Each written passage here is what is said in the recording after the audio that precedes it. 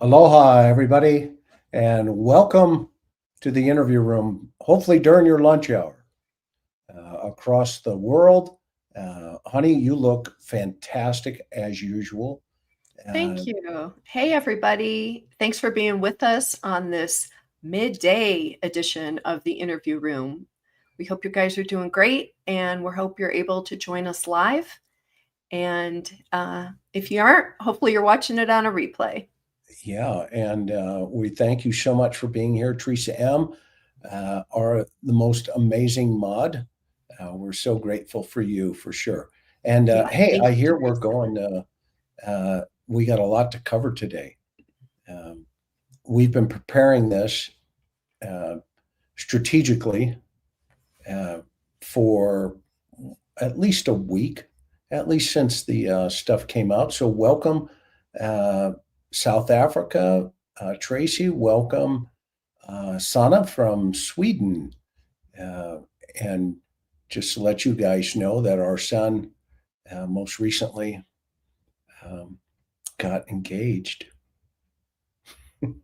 to a girl from her family hails from the Netherlands, right?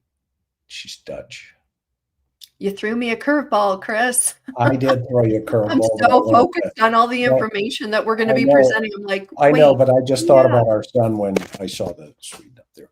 Anyway, so we sure appreciate you guys, and I just want you to know that today's conversation, we're going to take a look at the document dump after the sentencing of BK, what the police have released, and what we feel they haven't.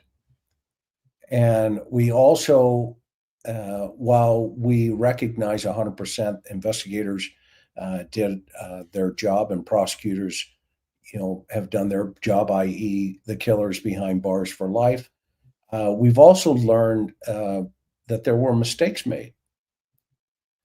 And, that's not to be critical of the totality of everything. But apparently, the poll we just put up there, 53 to 42, you guys also believe that some things had happened and have happened. So, just like any critical incident, you always want to have an after action report. And that's what we're going to do today. You don't go out into the world and say, hey, everything was perfect and we don't know, because that's not being true to the process, number one. And that might necessarily not be true ultimately. Not that it's intentional in any way, but it does, sometimes, as Jennifer feels here, things would turn political in nature. And so we have to always remember that after action reports are critical because it helps you not to make the same mistakes next time. It's kind of like a doctor leaving the sponge in the stomach, and then they sew them up, and the ER tech realizes, or the surgical tech realizes, hey, we're missing a sponge. If you don't have the chutzpah to tell the world that, hey, we lost a sponge, then you'll never correct it the next time around.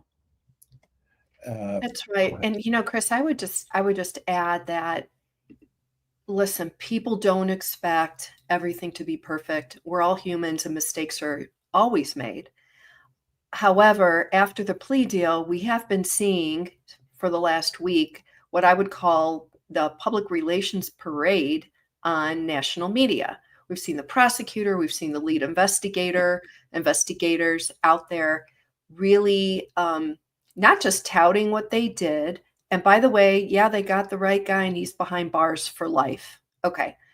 But they're also kind of trying to paint a little bit different of a picture of the crime and how horrendous it was. There seems to be, in my opinion, this kind of lessening of what actually took place just by how they describe what happened and how they're answering questions.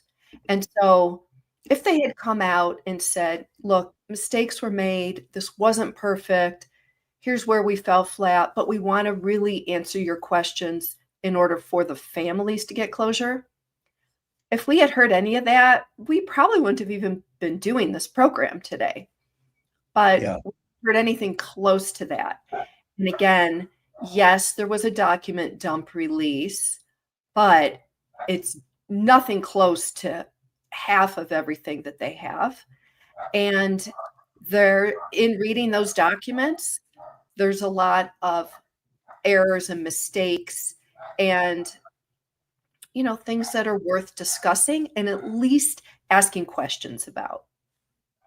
Absolutely. And we also know that there, and I have to say it, there was, because they never denied it, that there was some amazing journalistic work done on Dateline where they provided some stuff to the public that, quite frankly, the investigation and or the document dumps have not provided yet. Maybe that's the stuff that's still under seal. My guess is that's going to be. But in the interim, there are narratives being created and conversations being had with the national news media. Not that that's a bad thing. That's a good thing for the cops to go out and say, look what we did. Okay, that's not where we're coming from today. Okay. However, what becomes a problem is just like this book. Okay? This book, the University President's Crisis Handbook, and I know I'm pitching it, okay, for him at the university. Okay, that's not the problem. But this handbook, if there was ever a, let's say, civil trial down the road where folks felt that they weren't, justifiably correct or handled correctly, etc., this will become Exhibit 1, Exhibit A. And let me give you a perfect read out of this book of why Karen and I feel this way. And first of all, if you're new to our channel, one of the things I have to tell you in full transparency here is, number one, I married way up, if you can't tell. And also, my wife is an experienced investigative journalist for over 35 years. And I used to read a lot of her stories, and I thought, man, this girl's dangerous. And she worked, first in her career, started at the LA Times, and then worked, in a daily in Southern California. Okay, that's it. I have to put that out there because when she bites into something, she doesn't let go. And that's what journalists do. And that's what Dateline did. They had sources, they bit into it, they didn't let go. You notice if it was fake information, they would have been saying right up front, hey, this is fake information.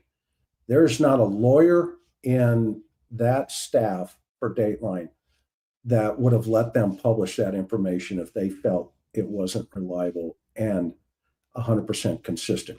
In fact, and to your point, if the Dateline information had been false, then why did, number one, Judge Hippler, get upset about the leaks and launch an investigation into who leaked it? If the information was false, they wouldn't have done that. If the information was true or parts of it were true, then you would have seen the reaction that we saw.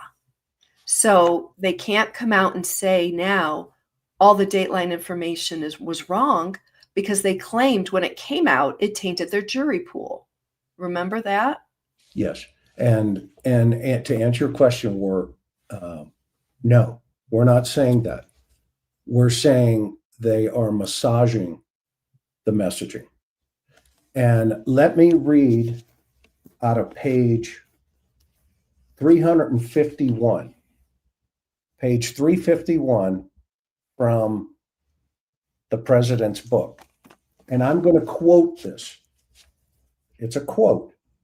Okay.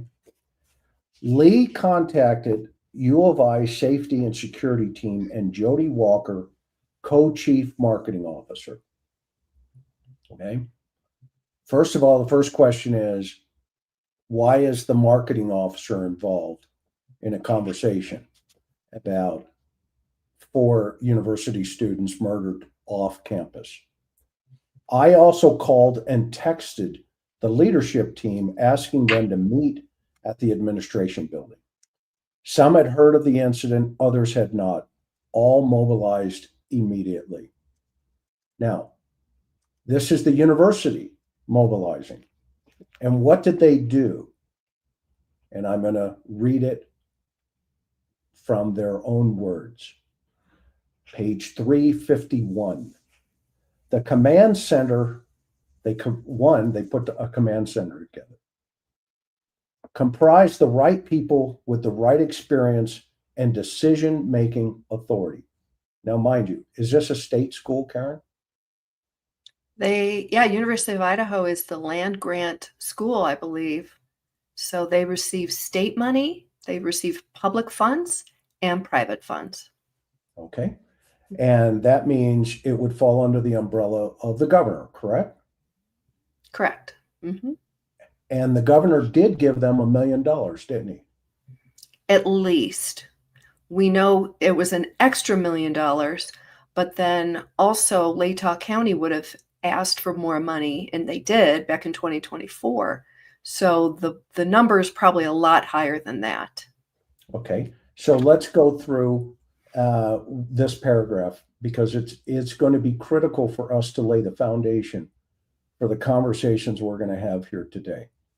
Now, mind you, everybody's under the gag order after the homicides occur, but this guy, the president of the university, which is a state-run, or at least grant money goes to this university from the state, as well as public funding as well. Okay.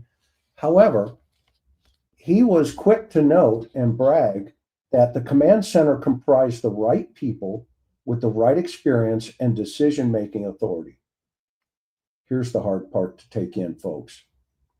All focused on how to manage communications to the extent possible, mitigating further risk stemming from the incident and coordinating with law enforcement partners. It's right there, highlighted for the world to read what the plan was. Chris, let me translate from what that paragraph, okay, go what ahead. she's really saying. She's really saying, how do we figure out how to stop the bad press? Because parents around the country are not going to want to send their kids to University of Idaho, and we're going to lose money. That's exactly what that means. Right.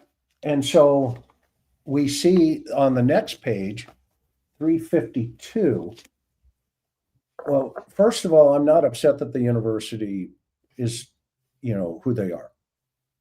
I am very disappointed that a university was involved in a quadruple homicide. Right. A defense attorney, which you just saw Billy on Sunday, would have eaten the university alive. Because the first thing you'd want to do is put every one of these people, and Ann Taylor would have done it, put every one of these people on the stand. Now, I'm coming from years of law enforcement experience. I am the director of criminal investigations for the Cold Case Foundation. We work actively with law enforcement on a daily basis. I have worked well past 300 murders in my career. I have seen officers get eviscerated in death penalty cases. I've put people on death row. So I'm coming from a position of authenticity. I'm not coming from a position to say, look at me. I'm trying to figure out why this is going the way that it's going, i.e., you have people out there now saying what they're saying. Okay. But page 352. Moscow Police Department Barrett reached out to Blaine to help coordinate getting the friends of the King Road residents away from the crime scene. All right. There are some things in here that a university is supposed to do. Who are the victims? Do you guys have horsepower on them? Help us understand that. Okay. And that was their role. And that's where it stops. That's the role. It stops right there. Because now, in an investigation, you don't know early on, what if it's somebody on the staff that killed the kids? And you're putting into the circle the homicide suspect. That's why these things are closed investigations. They're not to discuss with anybody outside of the circle. And now we go to page 355. The team worked to get MPD the information needed to conduct the investigation, preparing talking points for the press conference, and responding to media requests for information and interviews with university personnel in limited cases. So my question to the world and to the university and to Moscow Police Department and to the DA's office, Mr. Thompson, is that still happening? Are you still getting bullet points to tell the press that we don't have a motive? There is no sexual involvement here. They were not stalked. We're not sure. Well, yeah, there's kind of pictures on his phone, but we don't want to talk about that. There are a lot of thumb pictures on his phone. Okay. This is a challenge, in my opinion. What say you, Karen? Absolutely. And, we need to show, we're going to be going through the document dump, and we're going to be showing you the side of what they've said in their narratives that you're not hearing on the news or from other channels.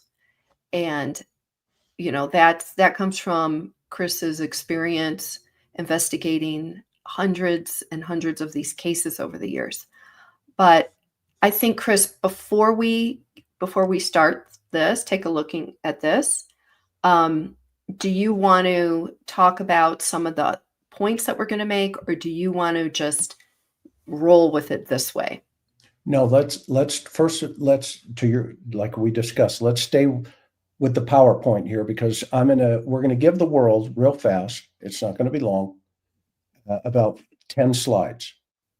Okay. And it's the proper homicide investigative protocols. And the objective of this will be to understand a systematic approach to homicide investigations. Okay. The importance of this and the reason to understand that is to ensure justice for victims and families.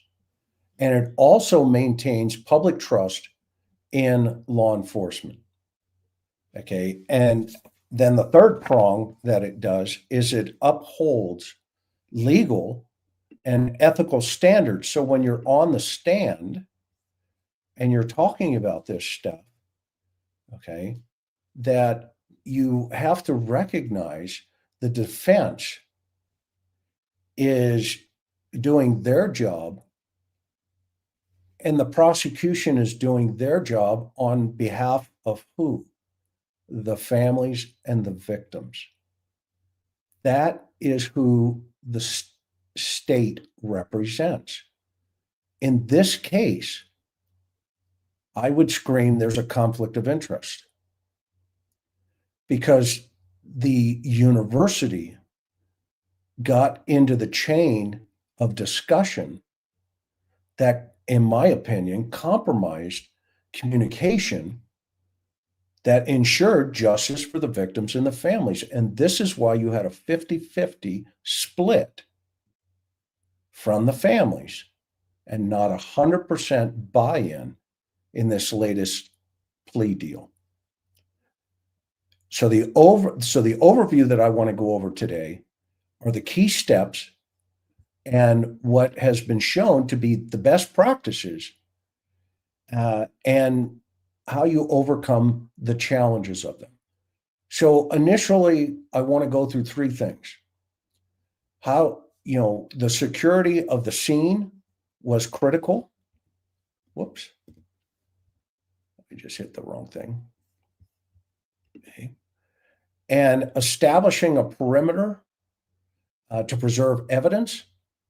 And this is fundamental 101, and restrict access to authorized personnel. Okay, a few things that now I want to jump into the documents. This is Homicide 101. Establish a perimeter, preserve evidence, restrict access to authorized personnel. The second piece of this, when anybody goes into a homicide, i.e. detectives, their second responsibility is to ensure safety. Okay. So you want to check for suspects, immediate threats, which the documents are clear, and then provide any medical aid if needed. This is why the dispatcher was on the phone saying, you have an unconscious person in there. What is going on? That's a responsibility of that dispatcher to establish life or death. And if there's life, then they have to give life-saving measures on the phone to the people who are calling. And then the third piece of this is document initial observations. So, a couple of things have happened here in this case as of the last couple of weeks. And here's what I mean by that.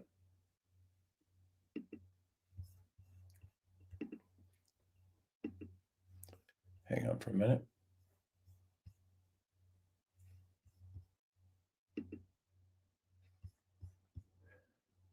What are we looking at, Chris? I'm taking this down and I'm putting this up. Okay. Okay. So first of all, this is the very first document that the public ever saw. And in this document, the lead investigator for Moscow Police Department was right there in highlight, Corporal Payne, and that he was being assisted by members of the Idaho State Police. He was being assisted by the Idaho State Police. And who? Agents from the Federal Bureau of Investigation. Guess what? They were ISP and FBI were not the lead on this case. Now that Brian Koberger has been adjudicated, his case, ISP lieutenant has become the lead investigator. I'm going to ask the question, why is that happening? Is Corporal Payne no longer the guy who wrote this affidavit for the world to see as the case agent with your assistance, ISP and FBI? The FBI hasn't said anything. They're going back saying, hey, we did A, B, C, and D, but we're not saying we're the lead investigators. So as we go through this tonight, I want to know why ISP, who, by the way, is a state agency, state school, both under the governor's office. Okay? Because down here, it was Payne who said, based on the above information, I am requesting an arrest warrant. If the lieutenant was the lead investigator, he would have requested the arrest warrant. That is the proper chain of custody and chain of events, period. And a defense attorney, if you don't put it out that way, will ask the same questions I'm asking to both of those individuals. It also seems like, for, again, going back to this PR narrative that the state and the university seem to be pushing, is that, so they have the state lieutenant, the ISP, Idaho State Police Lieutenant, out there giving the interviews now, post event. And Payne is not even there. He's off the stage. And again, Chris, to your point, why? He was not the main lead investigator in all this. So they push him out, and now they've got this lieutenant giving absolutely PR answers to questions. These are not straightforward answers. We're going to show some of the videos. So if you haven't seen it yet, you'll know what we're talking about. Yes. It's not just a bad look. It raises a lot of questions. Who's running the show behind the scenes here on the PR aspect now that the case is over? Well, we know who ran the show in the beginning because it's in their book. It's in their book. We just read the paragraphs where they were preparing all of the talking points and how to handle the media before any of this really got as big as it did. I'm going to submit to you, this is just my opinion, that hasn't changed. That has not changed. Okay. So let's think about then Homicide 101. Okay. You secure the scene, ensure safety, document all initial observations. All right. So now let's go to the first officer on the scene and find out just a couple of things. Now, it's not necessary for me to go through and describe the victim's injuries, et cetera. Well, that's for another day. The families have suffered enough. There's enough going on there. However, this is one of the officers on the scene, okay, Officer Nunes. He was one of the first guys there.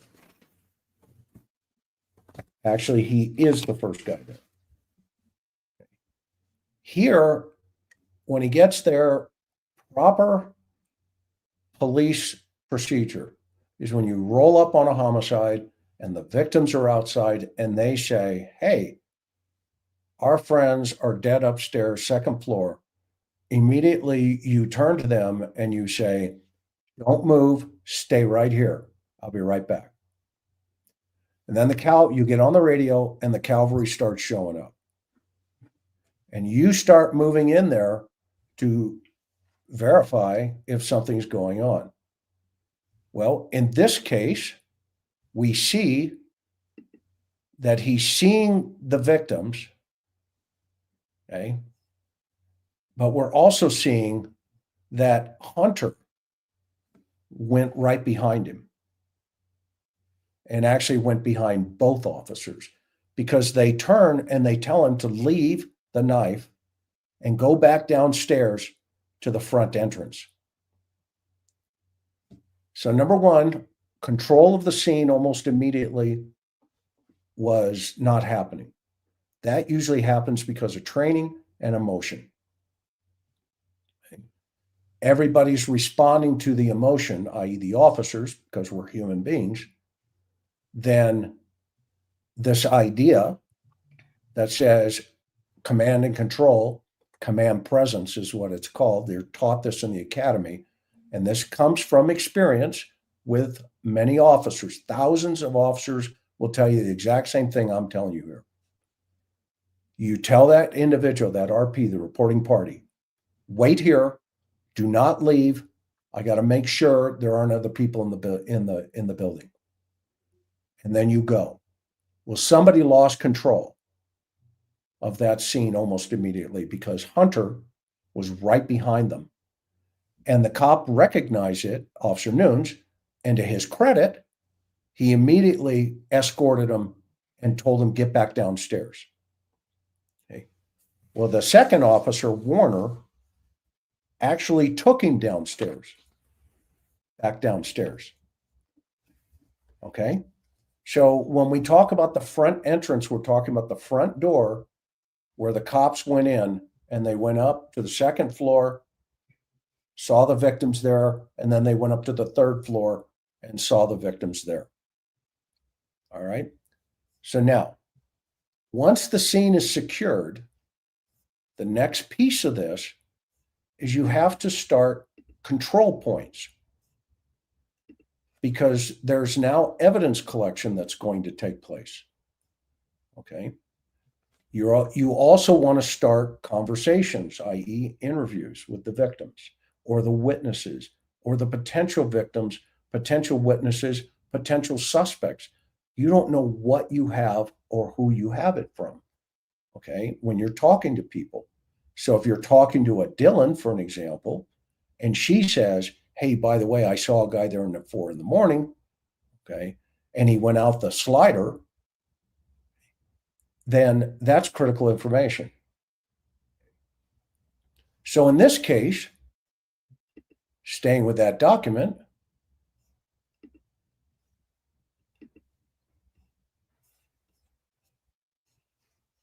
the officer went back to start working on the search warrant. And when he came back, okay, at approximately 4:28 in the afternoon, he started to assist with security around the southwest patio entrance.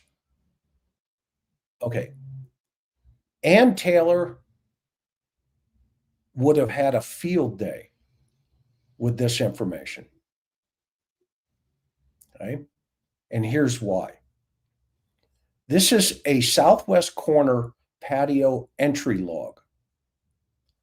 Whenever you establish a point of entry, i.e. control, which that was the slide I just showed, control the scene, okay, that is the way the investigators go in and the investigators go out. The forensic people go in, the forensic people come out, the DA goes in, etc. Okay. 90% of the time, you don't want the district attorney in there until all your evidence collection has occurred. So in this case, what did they do? Okay. They established the point of entry into the crime scene at the same exit the suspect went out of, the sliding glass patio door. So obviously, Chris, that is an evidence contamination issue, correct? And why do you think she was screaming the footprints and all this other stuff? Okay. They don't know. I would submit to you that somebody read this report and said, wait a minute, what were we doing? Or somebody came to the scene and saw what they were doing and said, time out. We're out of here. Let's go down to the front. And guess what? At that time, at 3:17, Corporal Lanier came through that door. At 3:20, Officer Warner arrived to relieve Officer Smith. At 4:28, Nunes arrives. At 5:09, Gunderson exits through that door. At 5:10, Corporal Payne, Smith, ISP Detective Talbot, and Prosecutor Ashley Jones exited that door. At 5:11, Corporal Payne, Smith, ISP Detective Talbot, Prosecutor Ashley Jenkins entered that door. They came out for a minute and they went in a minute later. Through the exact door they claimed the suspect left. At 5:48, Officer Morris is relieved. At 9:15 in the evening, they realize, oh crap, we should secure and lock, i.e. seal, this door. Now, nobody's talking about this because I guess they don't want to. I don't know. But I want to be honest to the victims and to the families. That is slide number 1 that I showed. And my integrity is to be 100% transparent with what we're looking at here. Okay. Now, I'm not going to make very many friends sometimes on the LE side, but that's okay. You know, why we do this and why they do this is to have an after action report and say, did we make mistakes? And that's how you answer the public. When a presser says, hey, what happened? Okay. You don't take the public to a statement like this. Always be nice to have an answer to everything, but the reality is that we don't always have that luxury. You do have the answer. It's a matter of whether or not you want to follow the bullet points and the talking points to the public. You have the answer. And it's your responsibility to tell the world what that is. And not keep, things tucked away, because guys like me and others that have done this more than a weekend are going to call you on it. You can't go out there and say, we don't know, we're not sure, we'd like to have the answers. You know what the answers are. We all do. Listen to this again. It would always be nice to have an answer to everything, but the reality is that we don't always have that luxury. What do you say to those families who feel like that was doing a deal with the devil? We made a proposal on our terms, not his. The question was, what, Karen? Did you make a deal with the devil? Some people think it was a very bad deal. And what do you say to the families, right? That was the question. Okay. You notice he didn't even mention the families. He said, we made the deal on our terms, not his. He ignored the question. Listen carefully how he answered this. Don't always have that luxury. What do you say to those families who feel like that was doing a deal with the devil? We made a proposal on our terms, not his. He shifted that answer very carefully as a lawyer to not answer the question about what the families were saying. This exposes him to how he treated the families, because he shifted it back to the defendant. His role is not to represent the defendant. And Chris, I would also add, remember at the sentencing, the same one, Bill Thompson, got up and said, we have to move on now. He said, well, we didn't require allocution from the murderer, from BK, because we think he would have just told us lies. Well, wait a minute. Why didn't you write it in your plea deal? We demand allocution.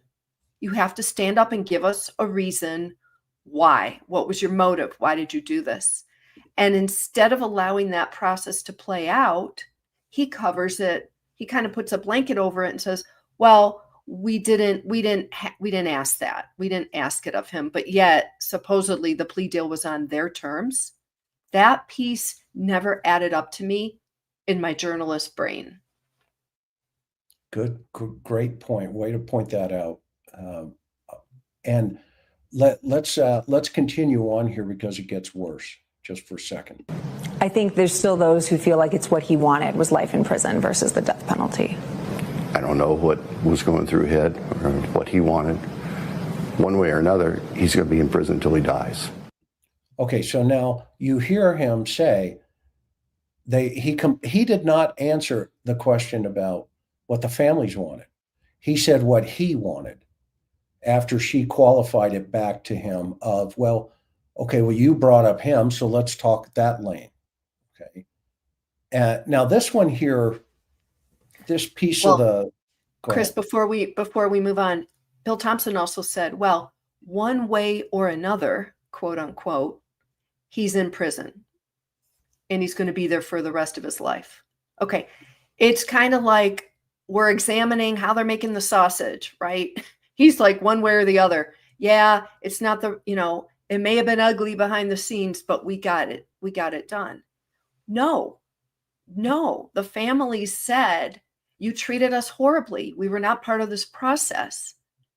And also, not for nothing, because they were not straightforward with the family on the brutality of how the girls and Ethan were murdered, one family is now saying, well, had we known that Kaylee had more than 20 stab wounds and had all this other horrible stuff happen to her, and Xana with the over 50 stab wounds, we may not have agreed on your plea deal. That's huge. But at the end of the day, Bill Thompson's telling the media, well, one way or the other, we got it done. Yeah, and that's deflection, right? If you were a journalist, meaning sitting in front of that guy, where would you have gone? I mean, I would have asked him all the questions he didn't want to answer. I would have said, wait, time out. Let's talk about how you left the families out of the plea deal. And I would have pressed him. I would have said, Mr. Thompson, why did you not require the defendant, the murderer, why did you not require allocution in this plea deal? Why did you not require it? And let him skirt out of answering the question. Yes, exactly. And here's an interesting thought today, right? Everybody's circling the wagons to say, look what we did, look what we did, look what we did. And they're forgetting that there's a lot of information that's still behind the curtain. Okay. Yep. And what the university is hoping in the handbook, okay, that strategically you release 314 pages, but you don't tell them what you did. Okay, because they have to by law. But what about all the other stuff that's sitting on his phone? Then you say, well, we don't have a motive. This isn't sexually motivated. They weren't stalked. There's absolutely no evidence of Kaylee or Maddie, which that could be that piece of, where the new chief said, no, they're not on his phone. Well, that could be, but are there others on his phone? Are there other sorority girls on his phone? Are there pictures of Ted Bundy on his phone? Is he dressing up like Ted Bundy? I like the answer that the lieutenant gave when she questioned about, what about the thumb picture? And he goes, well, there's a lot of pictures of him with his thumb up. You didn't answer the question. Okay. That wasn't the question. Are there pictures of him with his thumb up right after the murder? Okay. And if so, why is that the case? That's the question. And how does he answer? Well, sometimes we don't know the why. Okay. And when you hear that, you go, wait a minute. You're an investigator and you don't have a theory? Then how without that DNA, I got to be thinking, and I said this to Billy the other day, what the heck, Over? Okay. What the heck? Even a criminal, even Brian Koberger has a theory. And you're making him look smarter throughout this whole thing. And listen to this answer, or listen how the chief responded to Levy on I think it's interesting because Moscow's the crime fix. Okay. We've had some bigger incidences, Listen to It would this. always be nice to have an answer to everything, Put but them the in reality is that we don't always have that luxury. What do you say to those families who feel like that was doing a deal with the devil? We made a proposal on our terms, not his. I think there's still those who feel like it's what he wanted was life in prison versus the death penalty. I don't know what was going through his head or what he wanted. One way or another, he's going to be in prison until he dies. But, I think it's interesting because Moscow's an interesting town. We've had some bigger incidences. They've had some bigger incidences. This is the crime of probably at least the last 10 years around the United States. But apparently this chief feels that his town has had bigger problems than 4 dead students off campus of the university. What say you, Karen? And let's remind everybody, this was the police chief who was there when the murders happened. It was all under his watch. He's the one that allowed the University of Idaho PR folks to not just be in the circle of the daily investigative updates, but, completely invited them in. This guy, this James Fry, who's now retired, he's been retired for a bit. He was there at ground zero with everybody. And I think this guy set the tone for how the victims' families were treated. And you'll see in this interview, his words, what he says, speak volumes. And now we can kind of compare that with, now I kind of know what the families are talking about of what they've gone through. So let's go back to the reports. Okay. This is Captain Barrett. First of all, administrators do not investigate murders. Chiefs, captains, they are administrators. They are the ones that provide you with the resources. Do you need coffee? Do you need donuts? Do you need tape recorders, etc.? That's rule number 1. Okay. So let's read Captain Barrett's report.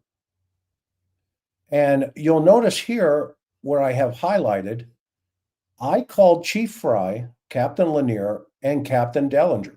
These are the administrators of the police department. Their job is to administrate. That's what they do. They're no longer on the street. They're not investigators. They're not street cops. They are administrators. That's why they're called administration. On every website in the United States of America, on every police department, FBI, whatever, they're called directors on the FBI or the federal system. Okay. So he calls everybody and lets them know about the homicide. It's right there. I called Detective Sergeant Lawrence. Why? Because he's a detective and he's a supervisor over the detectives. That's his job. His job is to now run the team, but not necessarily be the point. That's called the case agent. The detective sergeant says, McDonough, you're the case agent. That means I now take control of the entire case. And in fact, I write an affidavit for a search warrant. And in this case, okay, I called Detective Sergeant Lawrence, this is the captain, told him about the homicide and asked him to call in detectives. Okay. Sergeant Lawrence said he would call in Sergeant Blaker and Corporal Payne to assist as well. Why? Because they were slated to rotate into detectives. So they're in the pipeline to become detectives. So Corporal Payne, the day of this homicide, isn't even a detective. He's not even an investigator. He's a patrol guy or a narcotics guy. Okay.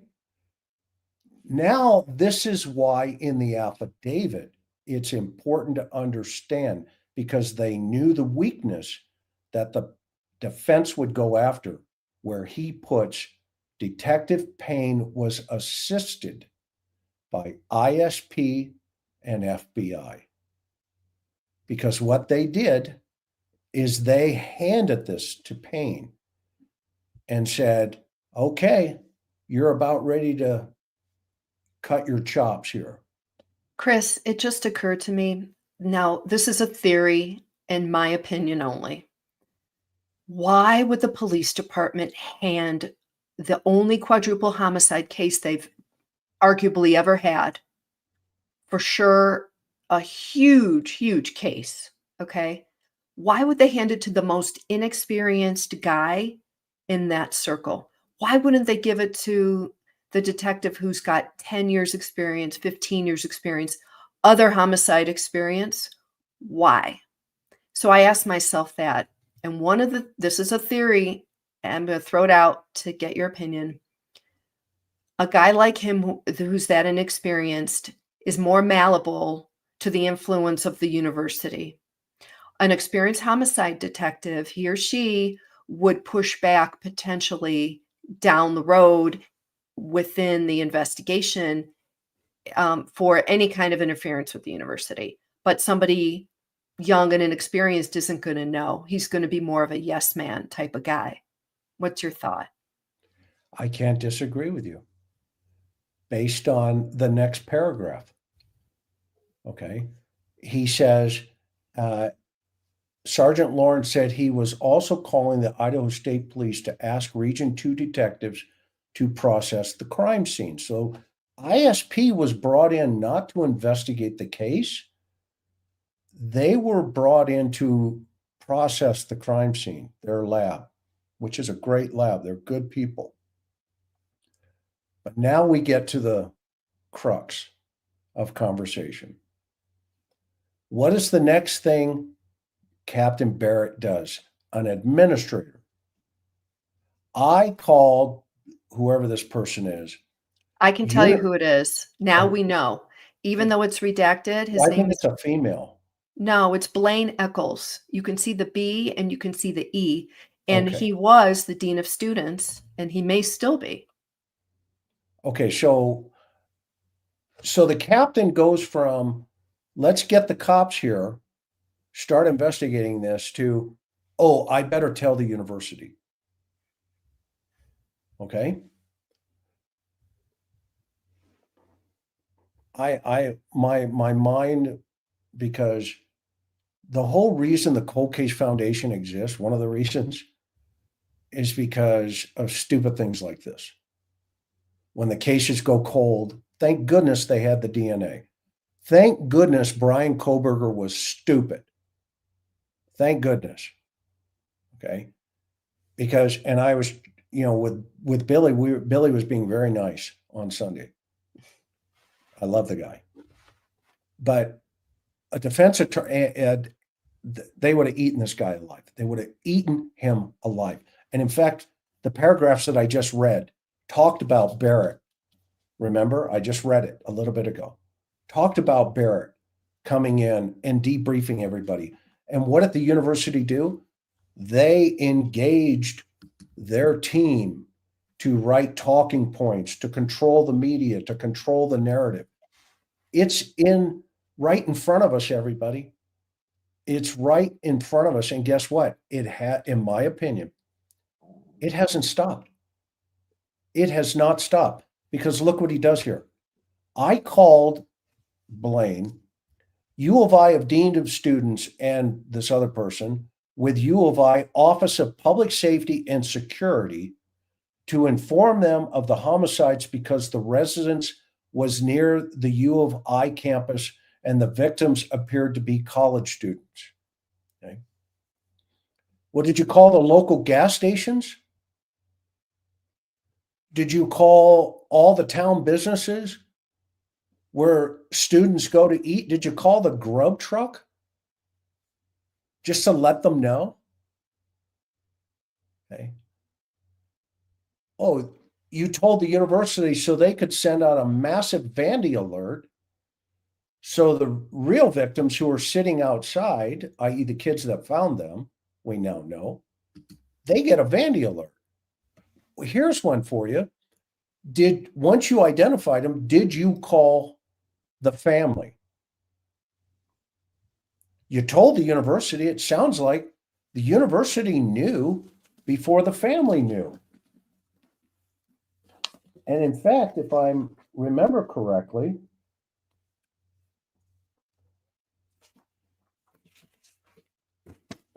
Captain Barrett reached out to Blaine to help coordinate getting the friends of King Road residents away from the crime scene.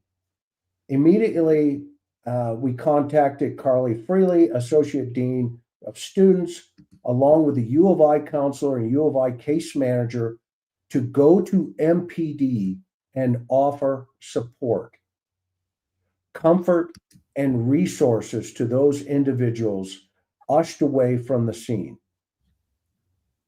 Blaine also contacted Director of Fraternity and Sorority Life, Nick O'Neill, to prepare when MPD releases the names of the victims. Okay, so what they were doing is the teams collaborated with MPD to determine whether the victims were students and then provide those names of who they were. All right. Here's how it should have gone. Do we know who they are? Yes, sir. How do we know? These are the roommates. Who are they saying they are? Okay. All right. Ethan. Got it. Okay. Got it. Where are they from? They're students here at the university.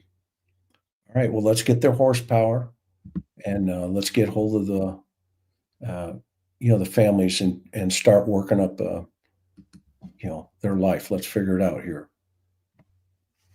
If somebody would have said to me, do we need to get hold of the university? I would have said, are they university students? Yeah, not yet. The suspect could be at the university. We don't want to tip him off. So let's keep it close to the chest and let's work it that way. Instead, they went the opposite direction. What if the suspect was from the University of Idaho? They didn't know that at the time, that moment, when Captain is reaching out to the campus security. For all you know, look at the shooter in New York City that was a security guard in Las Vegas that just walked into a building.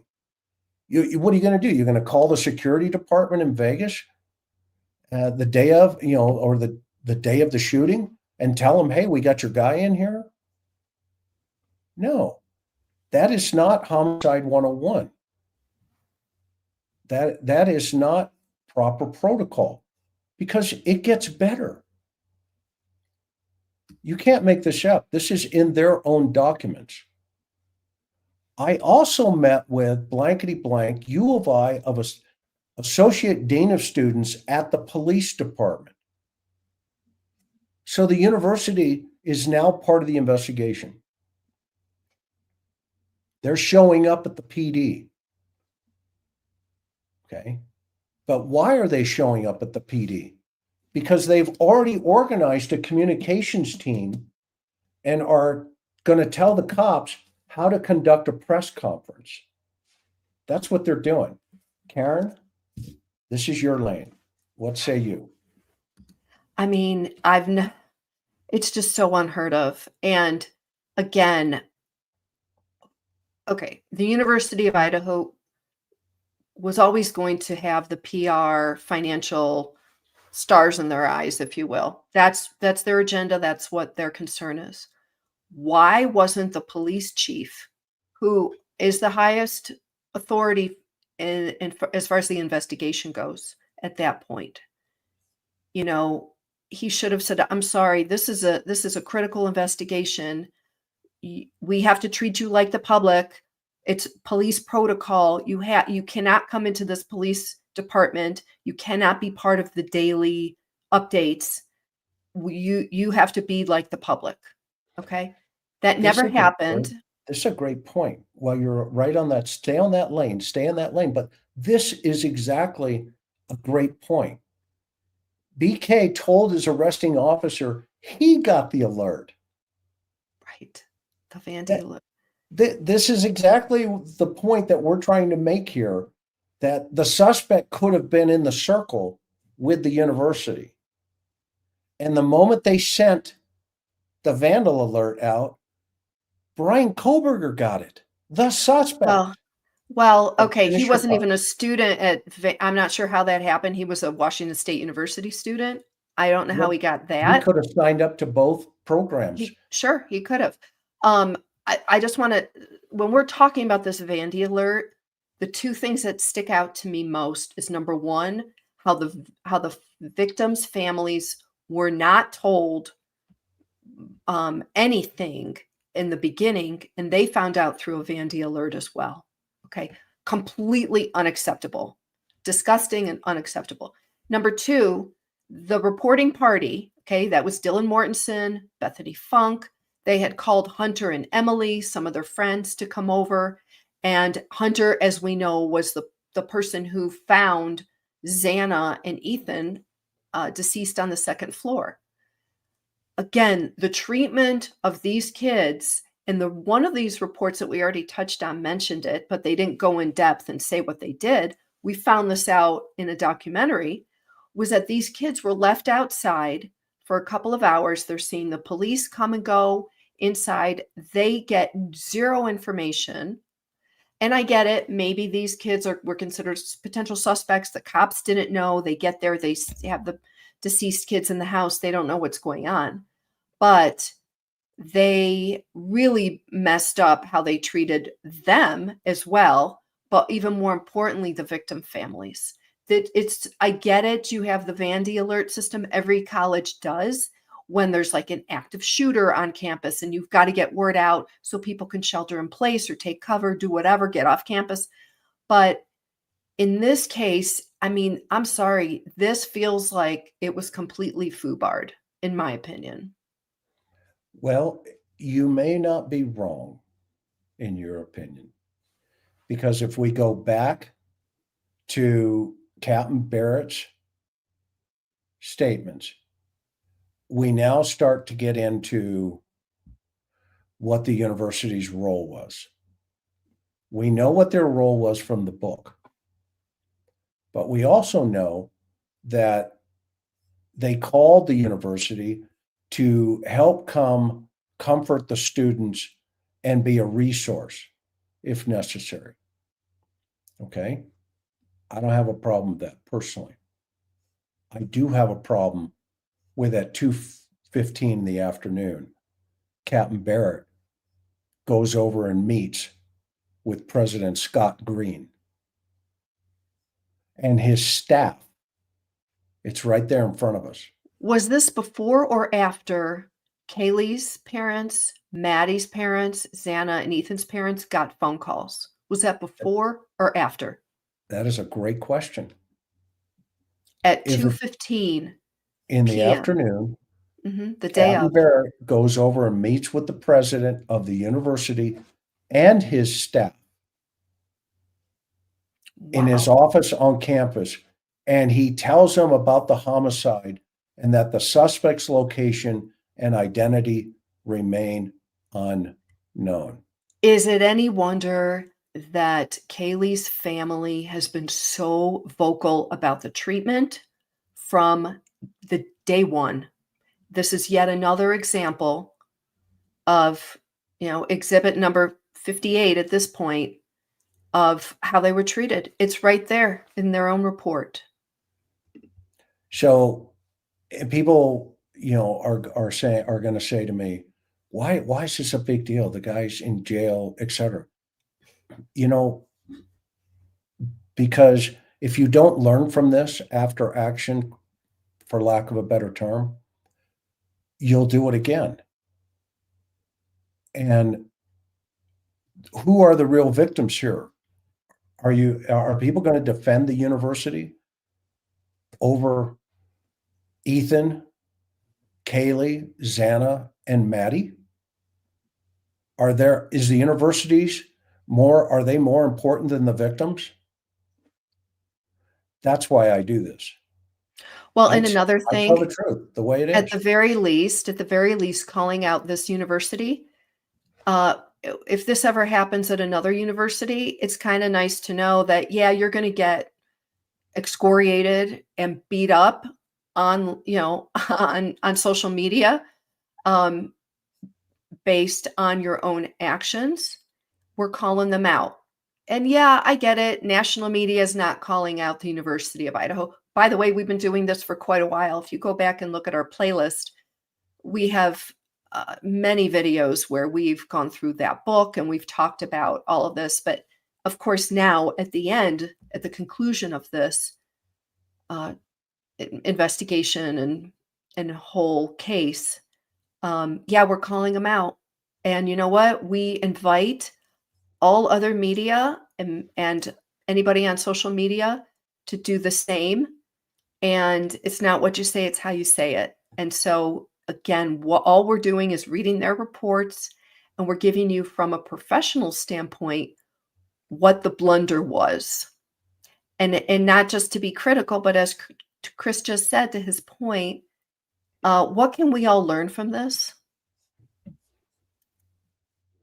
Yeah, and you're right. I agree with you, Elizabeth. I don't think any small town university would be prepared for something like this.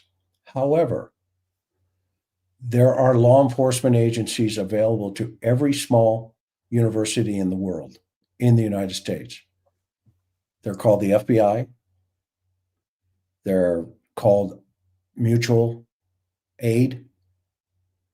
And you bring in people that are prepared to do it. And then as the small agency, you are humble enough to take the advice from the folks with the experience. You don't come out at the end and act like, oh, everything was great and fine. No, you have to be humble and learn from the experience. Nobody faults a small town for not having other murders that they haven't investigated. Okay. But you can find fault if you are going to be arrogant and have zero accountability and just want to make the whole matter go away. We heard from the prosecutor, move forward. We got to move on, moving forward. Well, wait a minute. Not yet, until we've learned the lessons. Obviously, the families are never going to move forward. They can't. The grief is too real. So don't try to push us along into move forward. Bill Thompson said that statement at least four times at sentencing, and so, okay, they don't want to release other documents. They want to just do this document release, and they're going to delay for Freedom of Information Act requests, which we're already seeing happening. There's lessons to be learned, and there are enough people interested in finding out the truth or close to the truth. And why is that such a hard ask? Yeah, and to your point, I applaud Chief Fry for acknowledging he should have held the press conference within hours and that they will release more. I agree. Okay, he took responsibility for not holding a press conference. But when they did hold the press conference, you'll notice the podium said the University of Idaho. It did not say Moscow Police Department. So that's a problem. And the University of Idaho people were behind him in that press conference, not law enforcement who were running allegedly the investigation. Okay. And so then that's why statements like this are so critical to you understanding, will they release more? Here's a question, right? The public's going to ask, but when you have answers like, we've had to have our community heal. This, It would always be nice to have an answer to everything, but the reality is that we don't always have that luxury. What do you say to those families who feel like that was doing a deal with the devil? We made a proposal on our terms, not his. I think there's still those who feel like it's what he wanted was life in prison versus the death penalty. I don't know what was going through his head or what he wanted. one way or another, he's going to be in prison until he dies. But, I think it's interesting because Moscow's an interesting town. We've had some bigger incidences. We've had to have our community heal before from tragic events that have taken place. You collect. So that's an interesting way to position yourself as the chief of police, to your point. Reasonable, right? They've had bigger incidences than just the 4 kids killed. So therefore they know exactly how they handle this. But my question to the chief is, really, how big? What's the bigger incidents? I mean, yes, he mentioned that an officer was killed. That is a huge incident, no question. But did he have 4 officers killed at the same time off campus in the university? And don't misunderstand me, I'm pro law enforcement. I've been in this business 42 years. But, 4 people murdered in a house, and you've never had that experience ever. You don't say we've had bigger incidences to the families. You just keep your mouth shut. You can think it, but don't say it. Don't do it. Okay? Because then you get up with, and here's my question. This lieutenant now from ISP is now the case agent. He's the lead investigator after the murder or after the adjudication here. Have you guys noticed that real fast? It went from Payne to now this guy. And listen how he answers the questions. Did numerous devices, but you collected an active phone that he had. What did you find on that phone? Well, the phone, it just provided us and matched up everything that we mostly already had. The phone provided us, matched up with mostly everything we had. Here's the key word, mostly, which I don't even know if that's a word. Okay. Mostly what we already have. Okay. Well, what do you already have in the Celebrite dump report, which we have not seen? They've not released the Celebrite report. If you look at the Stephen Stearns case and the sunshine laws in Florida, they released that report. Is Moscow going to release this report? Is my question. And if so, we're mostly going to see the pictures of that Dateline had about Ted Bundy and about all of this, about all of those things. But you see, it could potentially go against the narrative of we don't know what the motive is. We don't, apparently they didn't have a working theory. And my question is, then why did you bring in the behavior science unit? Why did the FBI's BAU guys show up, walk around the house, go upstairs, look out the window to see the view the suspect could have seen, and create up a psychological profile for you of the type of offender you would want to be looking for? Kind of like we did with Greg Cooper, Dr. Bricado, Ann Burgess, Dean, myself, others. They used to run the behavior science unit. Greg Cooper ran the behavior science unit. Is Santa Claus telling Greg Cooper and experts like him they don't know what they're talking about? Is that what the messaging is here? Or is that a talking point from the university and now the state police, who right now it says lead investigator on the Coburger Wow.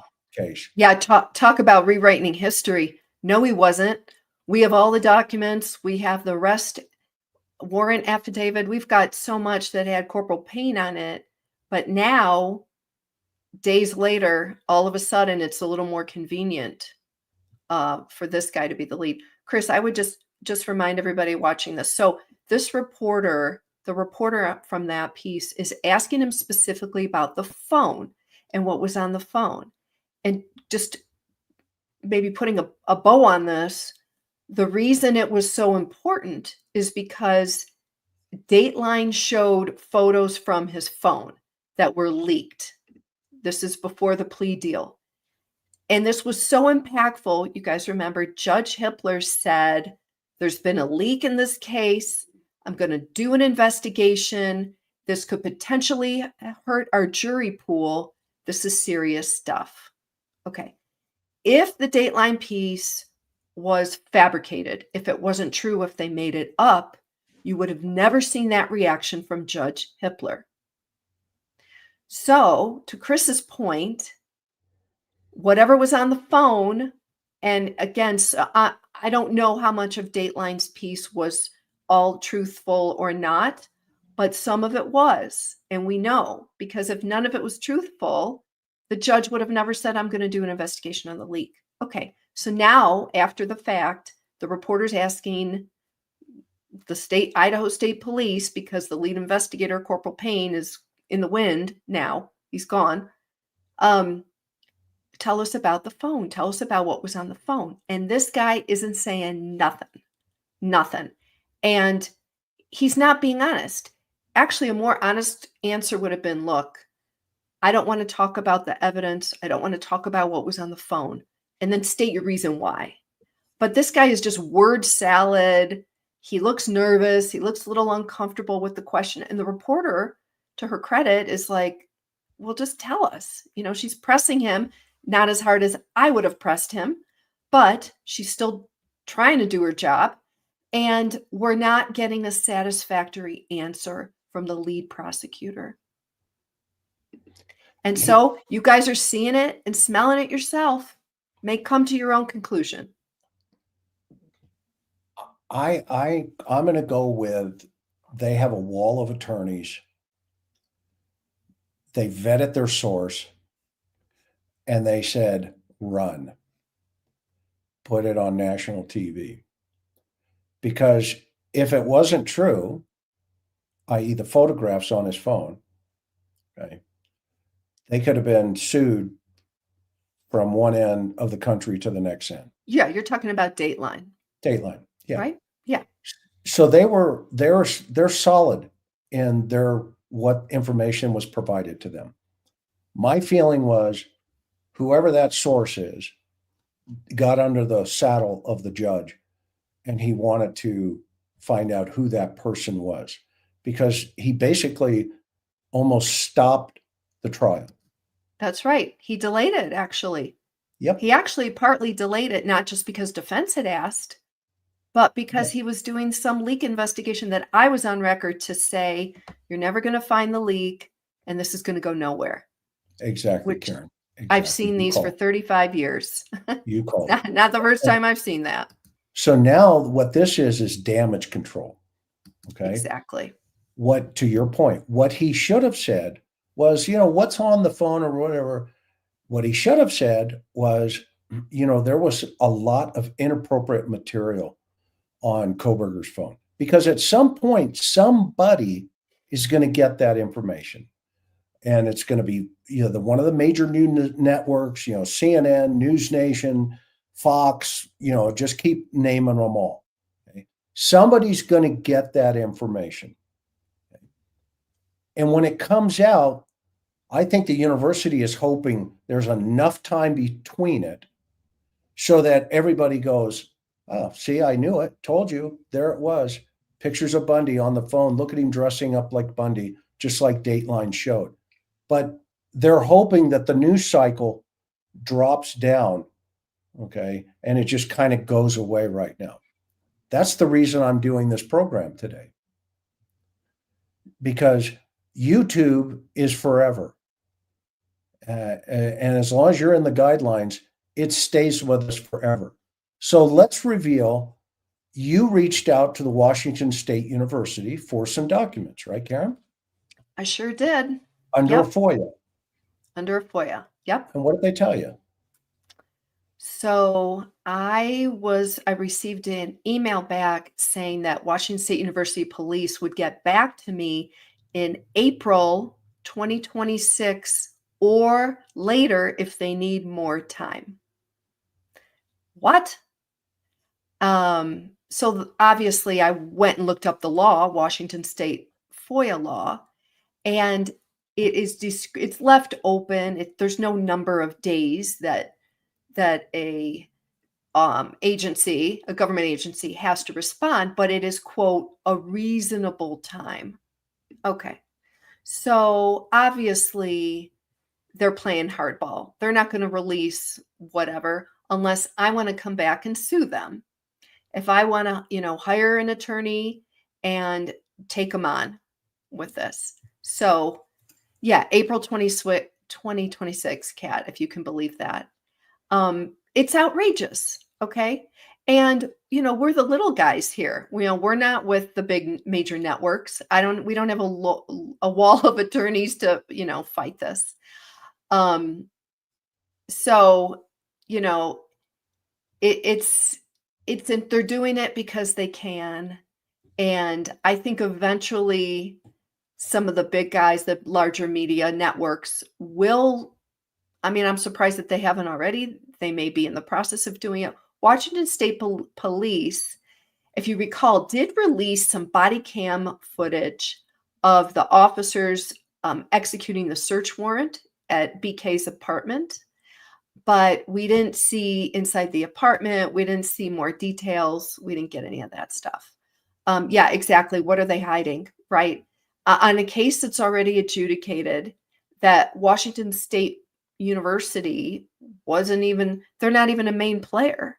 Yeah, obviously, they had a role. They worked with Moscow PD and I'm sure Idaho State Police and the FBI. And while we're talking about the larger media is on it, domestic. I think they will be. Yeah. Obviously, in addition to Moscow PD and Latah County Sheriff's Office, and of course the Latah County Prosecutor's Office, Washington State University they do hold some records that we want to get. And anyway, for a second I lost my train of thought there on the other point I was going to make about Washington State University and what they have. But yeah, the fact that they are, now a FOIA is for the public too. You don't just have to have a YouTube channel or have been a journalist to get this. The whole point about Freedom of Information Act request is for the public to be able to see what their government is doing. That's kind of the bottom line. That's always been the driving force for me. That's why I loved my journalism career and I still enjoy doing it. And I believe the public has a right to know what is going on. And in a case like this, listen, as Bill Thompson said, the guy's in prison and will die there. Okay, great. Now open the books. Let us see. But most importantly, let's let the victim families have their questions answered and addressed first, and then the media. So, Chris, what say you? Let's give page 354 out of the handbook, because this is a handbook, by the way, on how to handle this. Okay. So here's what Scott Green says on page 354. Moscow, Idaho suddenly became known internationally as media from all over the world converged on the small town, which was unprepared for the ways and tactics of big city reporters. You mean the press, like the First Amendment? Is that what you mean?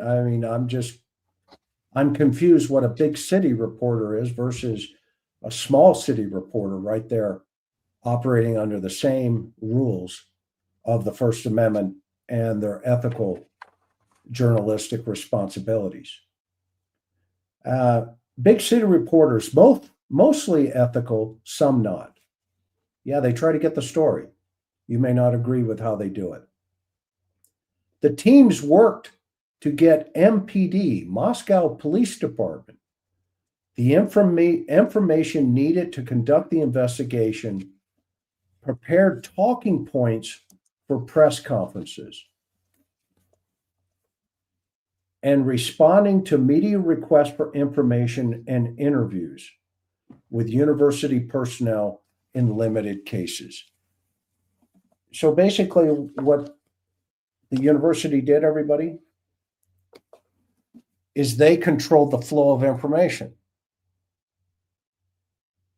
They controlled the flow of information, and they could have meant YouTubers. Yeah. Freedom of the press. That's correct. I operate under the First Amendment like everybody else. You know, And Chris, I was thinking back to some of the press releases we got they could in have meant those the early mailman. Go ahead. in the early days, Yeah, go ahead. and they were the most ridiculously written press releases I've ever seen in all my years, because the university was trying so hard to control what was out there. And remember, you guys, before BK was arrested, there was so much speculation on social media. People threw Kaylee's boyfriend under the bus, et cetera, et cetera. I don't want to go back and rehash that, but they would have on their press releases a title called, they would say absolutely nothing new. And then they had a thing called damage control or something to that effect. And then they recited the false information that they grabbed from social media. And then they said, well, none of this is true. Okay. PR 101, you don't do that. You ignore it. Okay. And this is before the gag order was in place. And I remember though we should go back and get those. In fact, I think we're going to do that at some point. The media on-camera interviews that the university did was a joke. They answered nothing. They didn't know. And again, this is before the murderer was arrested. But to your point, they're controlling the narrative. They did a lousy job of it because it was a joke. It looked like just amateur hour, and it actually has the reverse effect in the long run. It makes everybody think, what are you hiding? What are you trying to suppress? Butt out. This is a police investigation. Stay in your lane. We got this. So I think this stuff backfires at the end of the day. It does, because it backfires in relationship to Homicide 101. Okay. The types of evidence that's being collected, is it the type of things that, are they doing it just right? Because there's a digital footprint here, phone records, surveillance footage, all of these types of things were collected, but there are protocols for this stuff. Okay. And when you just point out in the very first document that they use the exit door for the cops and the DA, by the way, who should have known better from the get-go, okay, that they're coming in through, the same door the suspect exited. Okay. That is not proper protocol for anything. I don't know where they learned that, but they didn't learn it in the police academy. Suspect interviews, you need to capture them. Open-ended question, it avoids bias. I'm going to go over the statement soon. And problems there. Employ trained interviewers to detect deception, etc. Roles of the forensic. This is Homicide 101. These are basic things. Reporting, detailed forensic reports for this case. Where are those reports? I hope they're released soon, because there are stuff. We don't need to see the autopsy reports or the crime scene photos. I get them, trying to seal that stuff, no problem. But the reports should be put into the public arena, because the reason if you don't put them into the public arena, what you end up with is a report like this. I was waiting for you to get to the glove, Chris. This is the glove. So tell the story about the glove, Karen. Okay. If you're new here, if you haven't seen our past videos on this, Chris and I went to the crime scene at 1122 King Road on November 24th, 2022, which was how many days out? About 11 days after the murders. Okay. And when we were walking around on the sidewalk and on the public street, up and down King Road and around the house and filming it, and you can go back and look at our videos, Chris noticed while he was standing on the sidewalk looking into the crime scene, which tons of anybody could have done, driving by, walking by. I mean, national media set up their cameras and stuff right there. You look in to where the trash cans were towards the front of the house, and he saw a black glove on the ground. He called me over and he said, "Hey, come look at this." And he said, "What does that look like to you?" And I was like, "Oh, wow, that looks like a black glove." Now, there was a little bit of snow, melting snow on top, and some leaves and some dirt, but you could clearly see it was a glove. Okay?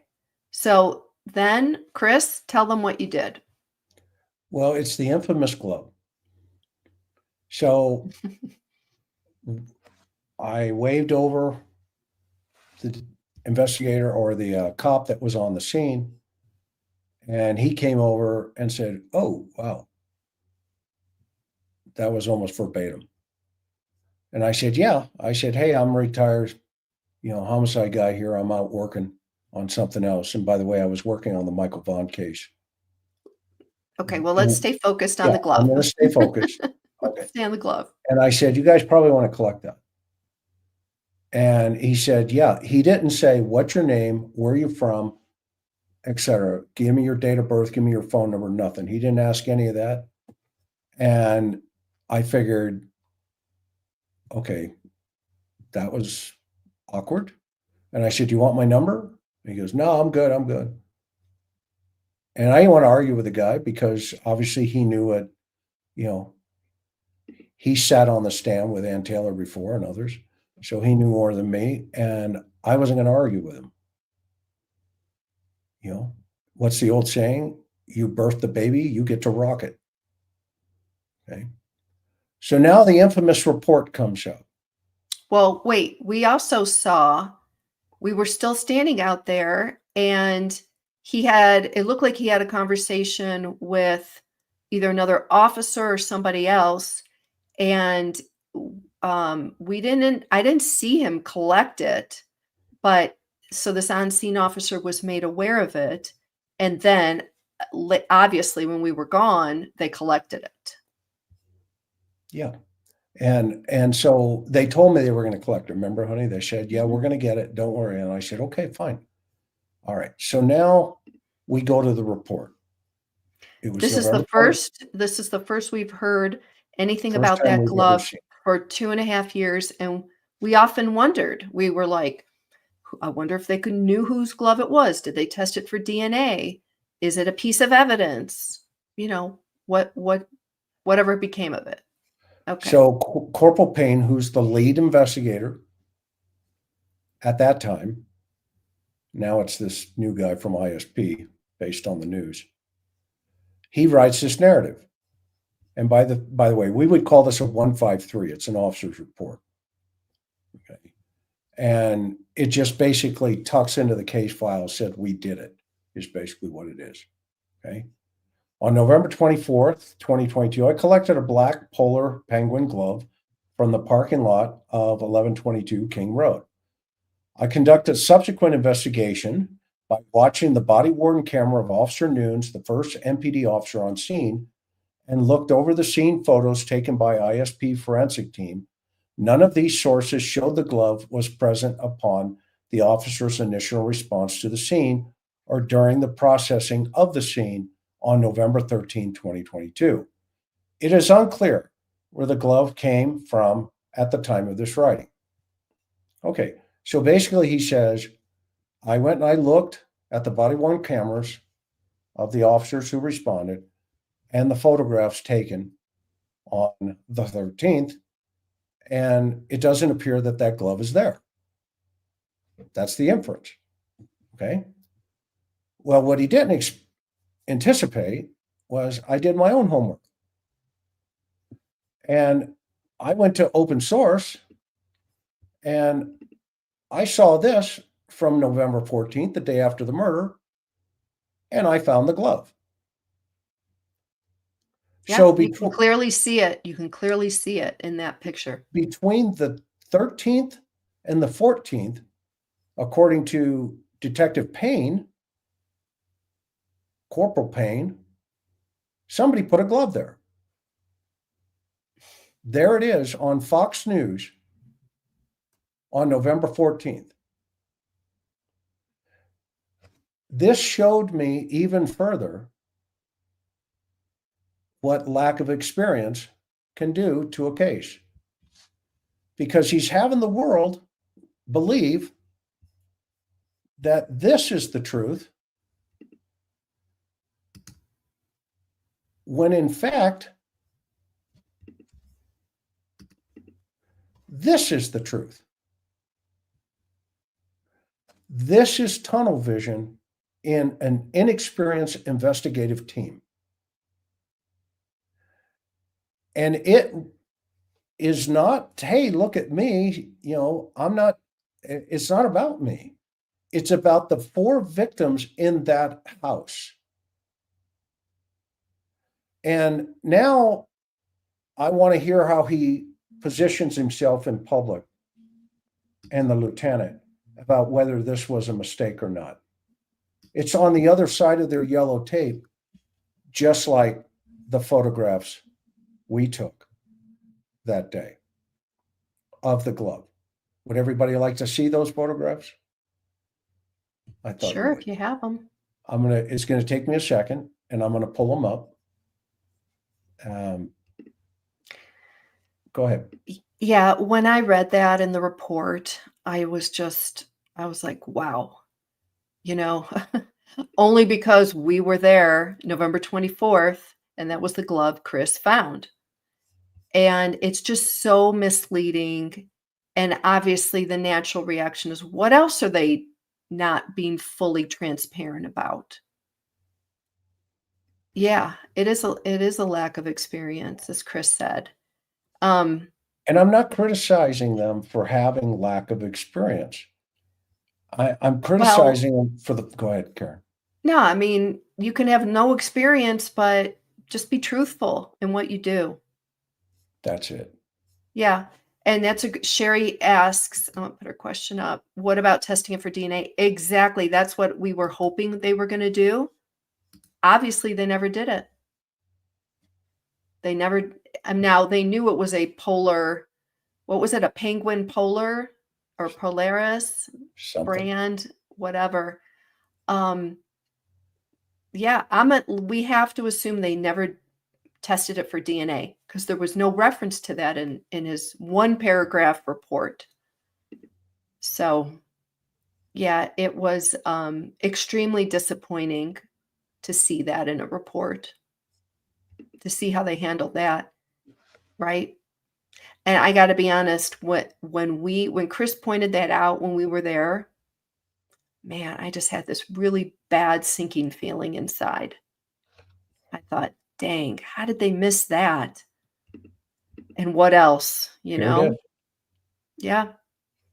And now, do you have the picture? We also have another picture near the trash cans, so you can see. It's the same side that we saw on the Fox News picture. And that's this one right here. Yeah, right that's it. Yep. And you can clearly see it sitting there on Fox News on the 13th. So the only thing that changed was they left it there and it got snowed on. Mm-hmm. And all I was doing was pointing it out to them, saying, hey guys, you probably want to collect that. And obviously they didn't, because on the 14th, the news saw it, right? The news saw it. They put it up. That's my arrow. I put that arrow there. Okay. But the day after the murders, the news saw that. Okay. But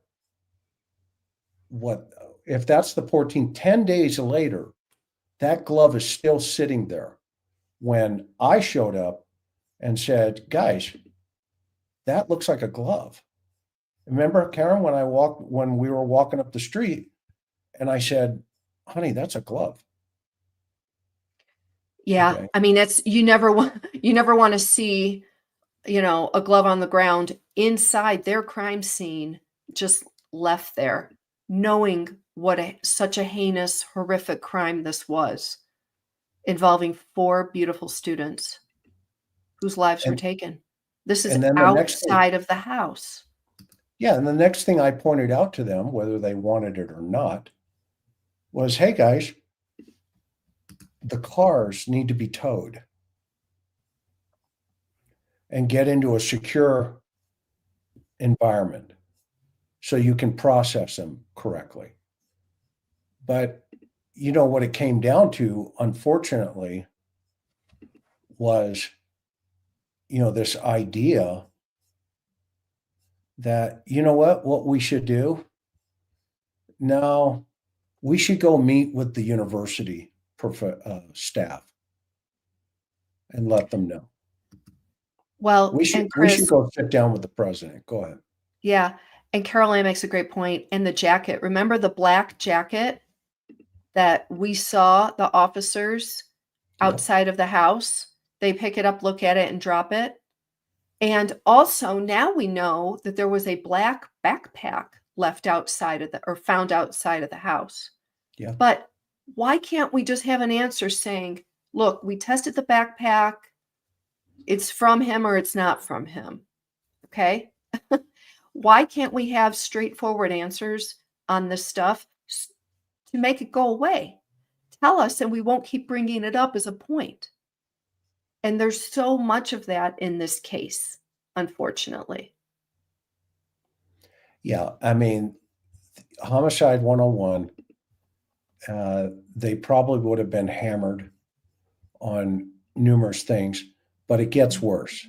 And had a lot of his activity, a lot of his phone usage. When we actually had the physical phone and we were able to do the extract of it, we... That's a Celebrate report. Celebrate report, which we have not seen. We didn't gain... You notice his eyes closed? Okay. I'm not... Look at this reaction. We didn't With the gain... Yeah. What didn't you gain? And he's going to tell us what they didn't gain. Controlled talking point. a lot from it. We know that he was clearing a lot of his devices. We didn't gain a lot from it. He didn't say we didn't get anything. Okay. They got a lot, and that's why I think Dateline got it. And I want to see those pictures of Ted Bundy on his phone. I want to see those because that will give us a little bit more insight into his mind. And I don't think they want us to see those because it's a sorority. My theory has been that this house was selected by Brian Koberger because he was emulating Ted Bundy. Every person that I've ever talked to on our side in terms of that principle, that, from the behavior science unit, they all agree.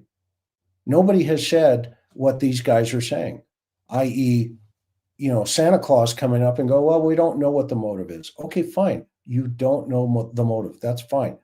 Then tell us your working theory. What's your working theory? Because if you don't have a working theory, then you couldn't have solved this case without the DNA. I mean, that's kind of like saying a doctor goes into a surgery and not know where he's going to cut. Okay. He's just going to go in there and say, okay, well, there's nothing going on inside the heart, so I'll just go ahead and start down here in the stomach. Okay. That's what this sounds like to me. And it just has a yucky feeling to it that, just tell it the way it is. Just say, you know what? On his phone, he had a tremendous amount of inappropriate material, such as, boom. And you don't have to go into detail, but, he had pornographic material on there, and it was despicable and sadistic yada, yada, yada, yada. Okay.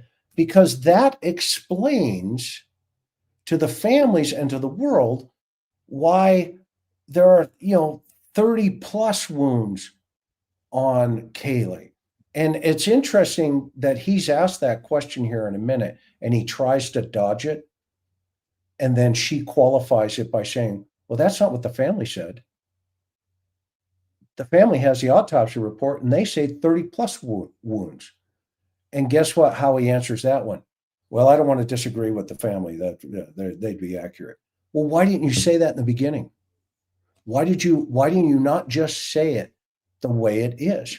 And wiping things from them. We know that he used VPNs. So, but we also did find screenshots and pictures of news coverage. Screenshots and pictures of news coverage. Wow, breaking news. He had screenshots and pictures of news coverage. Dateline has screenshots of Ted Bundy's sorority girls and other sorority girls on the university, the campuses, okay, and all this other stuff. And you have screenshots of news coverage, okay? The follow-up question would have been, Karen, do you have screenshots of other stuff? It's so obvious. Well, and my question would be, we would like to see those photos. So we will be FOIAing them and you will be releasing them. Correct? Yeah. I mean, this guy is dancing around. Hang on, hi, Unmasked. Let me see. The DA is contradicting their own investigators and the families. They're even contradicting stuff they said previously. Extremely strange and extremely infuriating. It's infuriating. It's so infuriating. Just release it. Stop contradicting yourself. Stay at least with the same line that we had before. And it's good to see you, Unmasked. Right? Because that reporter could have been saying, okay, well, wait a minute. All the things that Dateline presented, the photos and the Bundy photos and all of that, it was so serious and accurate that Judge Hippler basically stopped the proceedings and started an investigation. So, Lieutenant Gilbertson, we know they're there and we know they exist. So I'm not going to let you dance around. Let's talk about it. From an investigative standpoint, what do you extract from finding this stuff on BK's phone? This is an administrative. That didn't happen. That line of questioning never happened. Correct. And that's why Karen was so dangerous. This is an administrative dance. You have the chief, the new chief. You got Fry, who has now come up and said, well, we've had bigger incidences than this. And then you've got the new chief. Okay.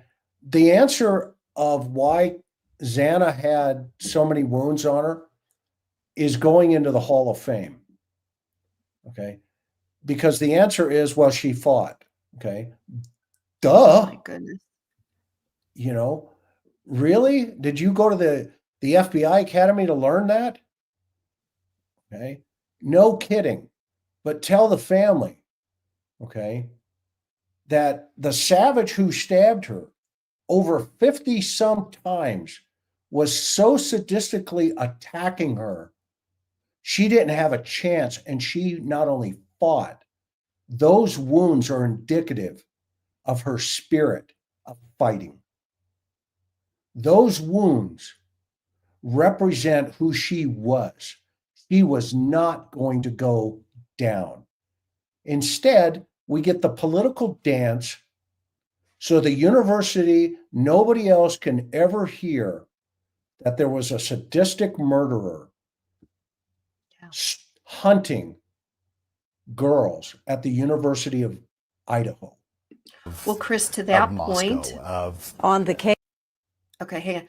To your point, and then let's play that. There is now a lessening of the violence and the horrific murders of what this guy did to these 4 students. You saw it at sentencing with Bill Thompson. You saw it at the plea deal with Bill Thompson. He didn't state it the way you just did. These, the police chief here and this Idaho State Police lieutenant, they are lessening the crime by not saying it was horrific. This guy, as you said, is a sadistic killer, whatever language you're going to use. By not talking about that, they lessen it. And what does that do? To your point, it makes it look like these crimes were not as big as they are. And they all are doing it in different ways. Former Chief Fry's doing it. These guys are doing it. Bill Thompson is doing it. It's disgusting, and we're calling them out on it. Well, and the reason we're doing it, right, is because Brian's going to. And I'm getting ahead of him. Just like the glove, everybody can criticize me now. I'm good with it. But when he comes out and tells you why he did it and how much he enjoyed it, nobody has mitigated that risk to the families but me and you right now. Everybody's getting, they're circling the wagons around the DA and the cops, and we're all patting everybody on the back. Okay, fine, I get it. Not a problem. I'll do that too. You did good work, i.e. he's in jail. But what you haven't done is now you haven't kept rule number 1 in Homicide 101. And that is ensuring justice for victims and families. You're not doing that. That is really important. Slide number 2. Because what it does is it gives them closure.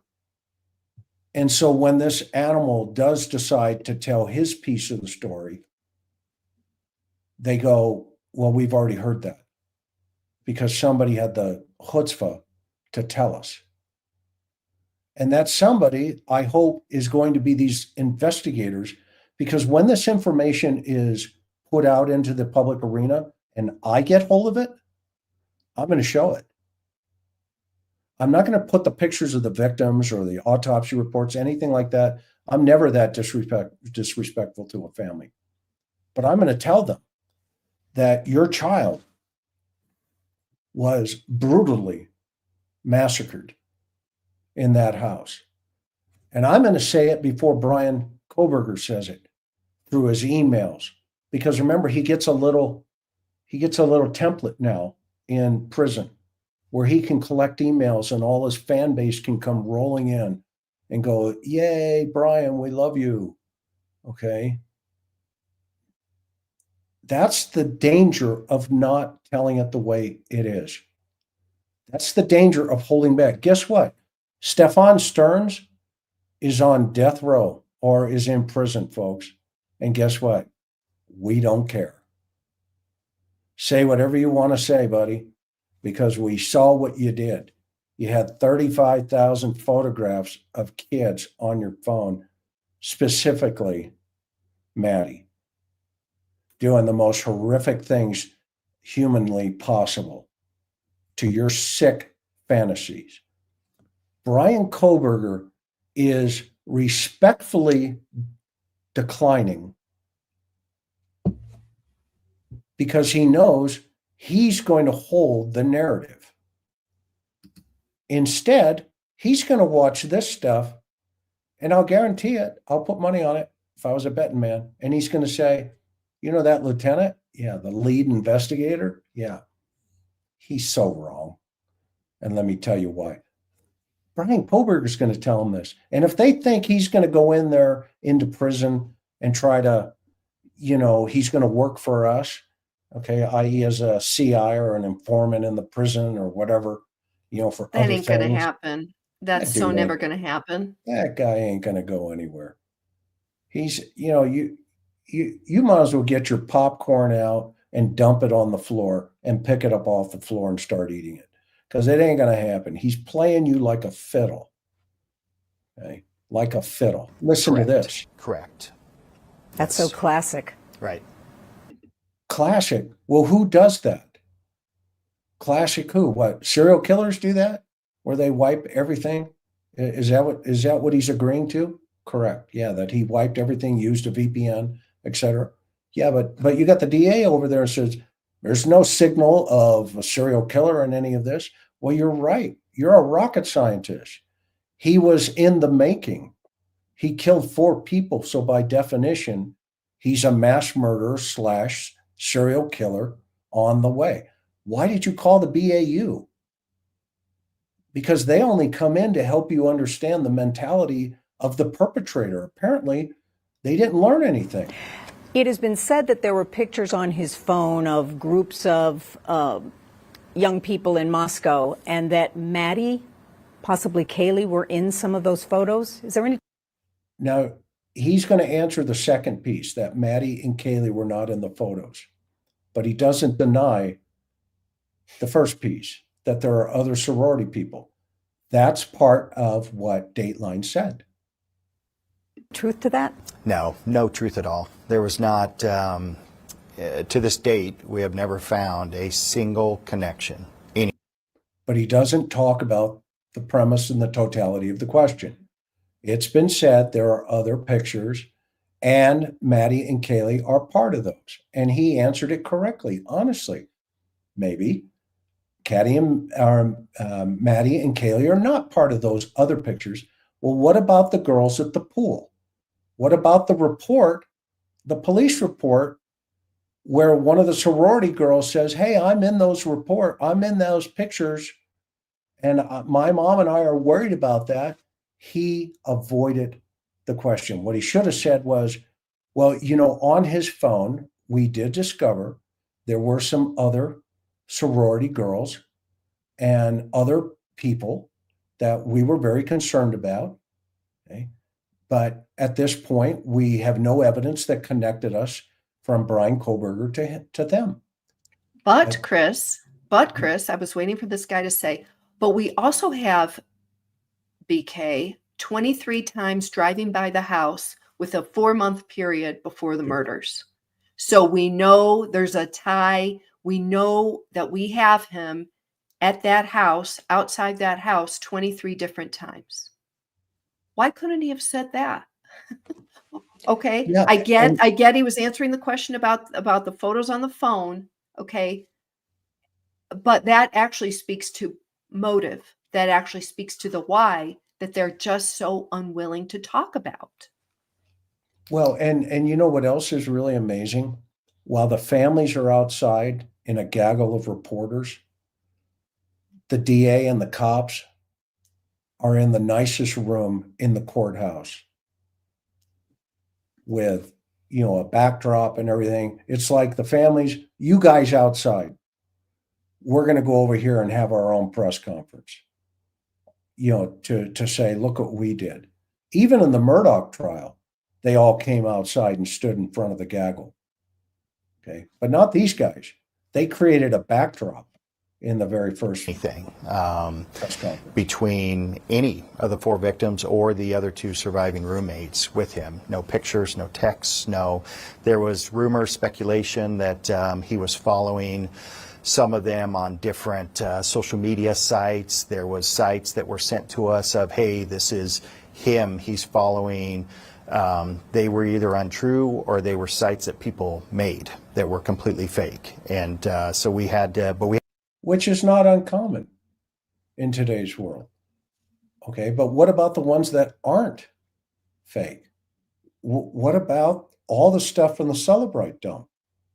Talk about that stuff. That's what the public wants to know, because they want to know what's in his head. had to research and go into every single one of those just to prove or debunk what somebody had made up and of course then that spread to the media and it went wild that he was following or there was a connection, and there wasn't. We wanted that, I think naturally we need that, what's the connection, what's the why, and we have found zero. You see, he answered that question by the why. Okay. What's the connection between him and them? Okay. Well, the BAU gave him a why. and it's connected to those photographs in that phone and his fantasies of sexual porn.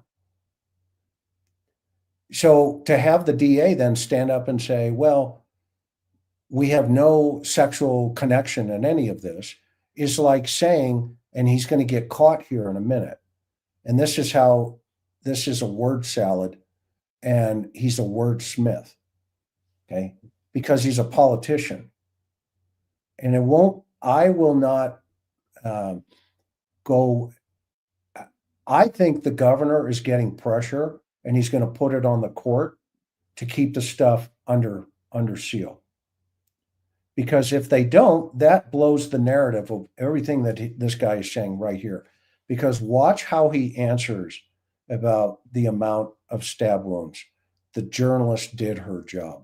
Never any connection. I saw the amount of search warrants that you applied for and got returns on, and I don't think we saw the returns, but the work you were doing was monumental going through everything. And you notice she said, we don't have the returns. We haven't seen it. And he's shaking his head and his lips are down like, oh crap, how am I going to answer? And I saw that in the documents. You know, back at the House, we have now learned, because documents that have not been public have now been made public, and Xana Kernodle found on the floor over 50 stab wounds, many of them, much of them defensive. Can you explain that? Put that into layman's terms, the wounds and the defensive aspect of them. They're not sure where to go with the talking point here. So they're looking at each other like, okay, curveball. And listen to this answer. She fought. As if we're that stupid. I mean, she said, put it in layman's terms. This guy thinks we're all a bunch of idiots, that we don't understand what a defense wound is. She was obviously looking for a lot more, but, you know, the police chief is as dumb as he thinks we are. You know, the guy has 32 bullet holes in him. Okay. Can you put it in layman terms what that means? He was shot. Fought back, and she fought hard. And that's unless Darren can expand on that, that's primarily the reason. Yeah, that was. He has. Oh my nothing to gosh, say. you can't make He's just- this up. He's nodding for it like, yep, she fought. Okay. And then, you know, Lieutenant here, the new lead investigator for the state of Idaho, jumps in to fill up the gap here. And then the reporter turns it on him and almost catches them in their embarrassing moment of lessening what they're trying to project here. Xana absolutely fought, and we know that Xana was up. We know that Xana had just gotten her DoorDash shortly before this, and was actively up, and so yeah, she did. She fought. So as she fought back, he kept stabbing. The fight just continued. Yes. Kaylee, in the documents that just became public, there was a preliminary autopsy report that said she was stabbed over 20 times. Mr. Gonsalves said, and we haven't seen the final autopsy, but he has said she was stabbed, Kaylee, over 30 times. Okay, this is not what they were expecting. The initial autopsy report says over 20. The family gets the autopsy report and says over 30. Listen how he answers this. This is what you're up against, ladies and gentlemen. Do you know the amount of times she was stabbed? We do. We know the exact amount of times that every one of them was stabbed. Then tell the public, tell the family, tell the world. They were stabbed 50 plus times. Xana, Kaylee 30 plus times. Ethan had his jugular cut. Maddie was stabbed multiple times while fighting with defensive wounds. The public can handle that, guys. The world can handle it. But now he shifts it back to the family.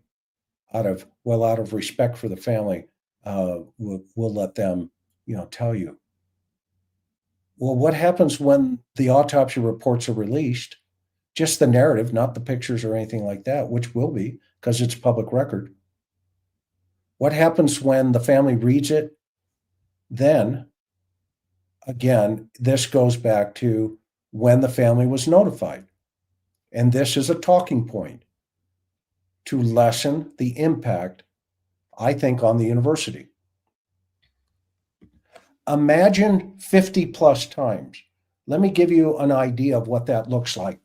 Okay. This is what it looks like this. Okay. And this guy is lessening the fact that Xana had to do this while screaming and getting stabbed from a monster. Okay. Just tell the facts. The public can handle it. And it's not something that we would speak about for the privacy of the families. And there is no privacy to the families. Bull crap. That is the biggest lie. Privacy for the families. This was an international case. This was supposed to go to trial. There was a plea deal. They just released 300 documents. The coroner from Latah County talked about this case when it happened.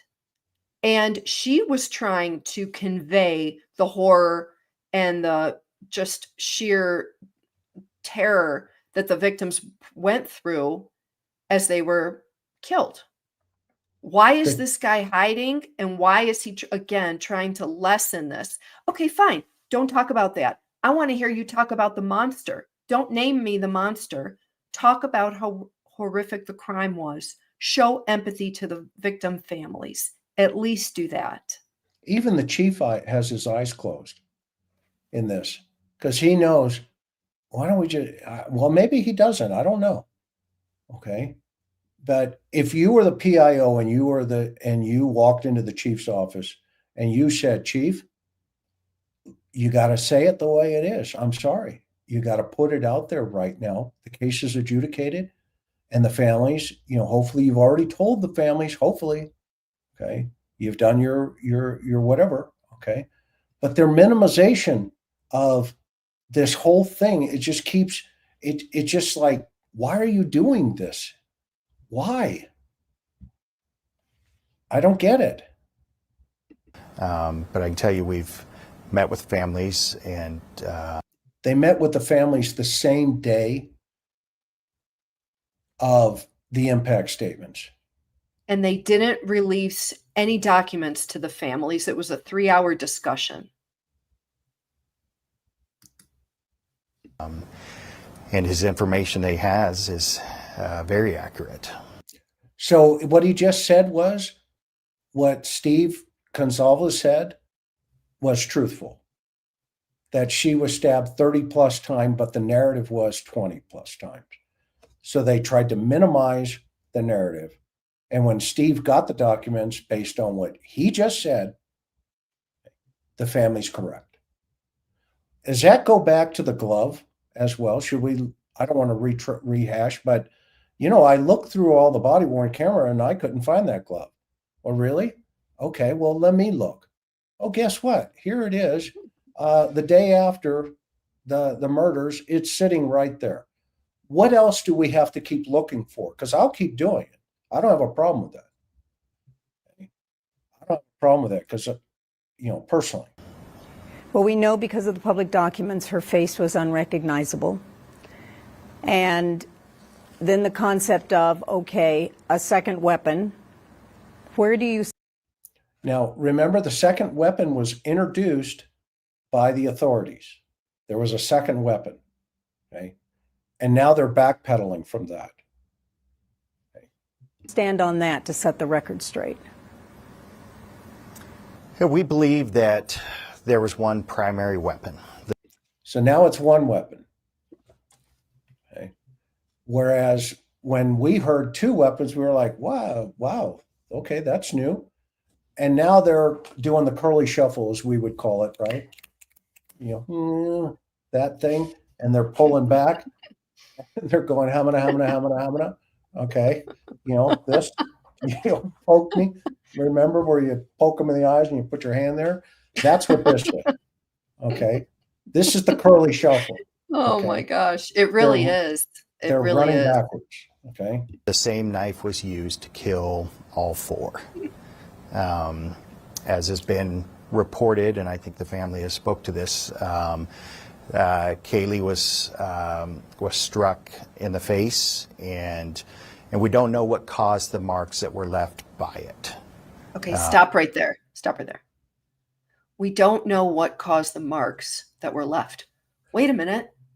How about okay, another way to the empathetic way to talk about that is the killer did so much violence towards Kaylee. She had marks on her face. It was horrible. It is sickening. How come I'm not hearing any of that? Well, it gets better because he just foobarred. He just slipped. Anybody catch it? Let's listen to it again. I'm going to watch this because he just messed up. Struck in the face, and we don't know what caused the marks that were left by it. Struck in the face, and we don't know the marks that were left by it. Meaning they couldn't identify the butt of the knife on her face because she was so disfigured. Okay. Now they're tying that into initial belief of could there be two weapons? And somebody opened their mouth and said, hey, there could be two weapons. When in reality, it is a single weapon, and the butt of the knife is being used as a blunt force trauma weapon. Okay. It's being used as a stabbing instrument and a blunt force trauma instrument. Okay. And there, if you listen carefully, he basically just said that. Listen. Before, as has been reported, and I think the family has spoke to this, Kaylee was struck in the face, and we don't know what caused the marks that were left by it. Kaylee was struck in the face, and we don't know what caused the remark or caused the marks left by it.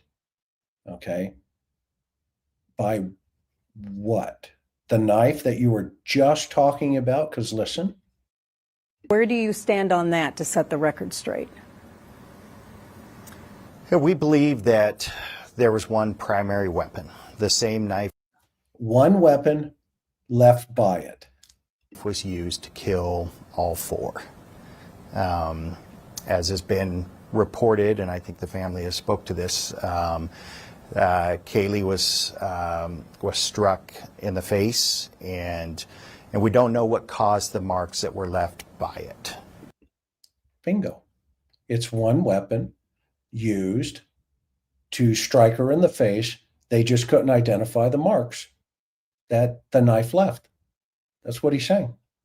It wasn't fatal, and we just don't know what caused that. He said that it wasn't fatal, meaning what the suspect's beating her. Right, I get it.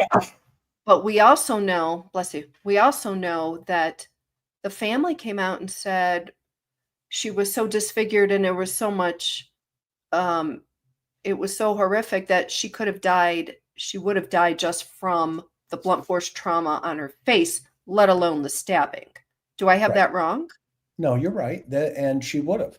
She could have. So had this guy subdural just bleed or anything like contradicted. that.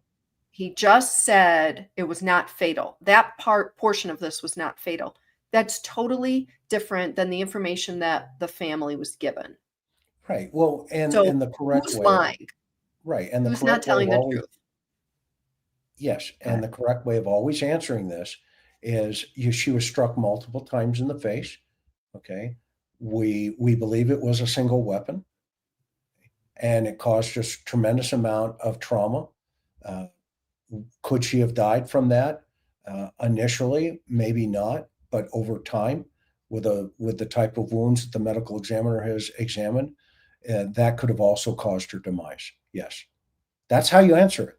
It's not complicated. You tell the truth. Okay, you don't try to dance. Don't dance with the media. Okay, just tell the media what the facts are, what the truth is. It's kind of like he danced with the glove. Okay, he danced with the glove in his report. I see a lot of dancing in these reports, and over time, the public will turn on them. The public will turn on the university over time, because as more of these documents come out, that's more of a dance. And we're in a whole new world now with social media. Okay. As more of these documents start to flow out, if they think they're just going to slow trickle this stuff out, they're doing themselves a disfavor. It's like, the Band-Aid, right? Just pull the Band-Aid off. Everybody sit back and go, okay, that hurt. And then guess what? There's a whole new news cycle in a couple of weeks. And Chris, to your point, the whole reason they're making themselves available for the legacy media and the mainstream media is to say, okay, the case is over. We're going to share with you what we have. And then everyone's going to move on to the next story. But if they're not being honest and they're dancing around and they're serving up word salad, it makes it a million times worse for them. And they don't even understand that.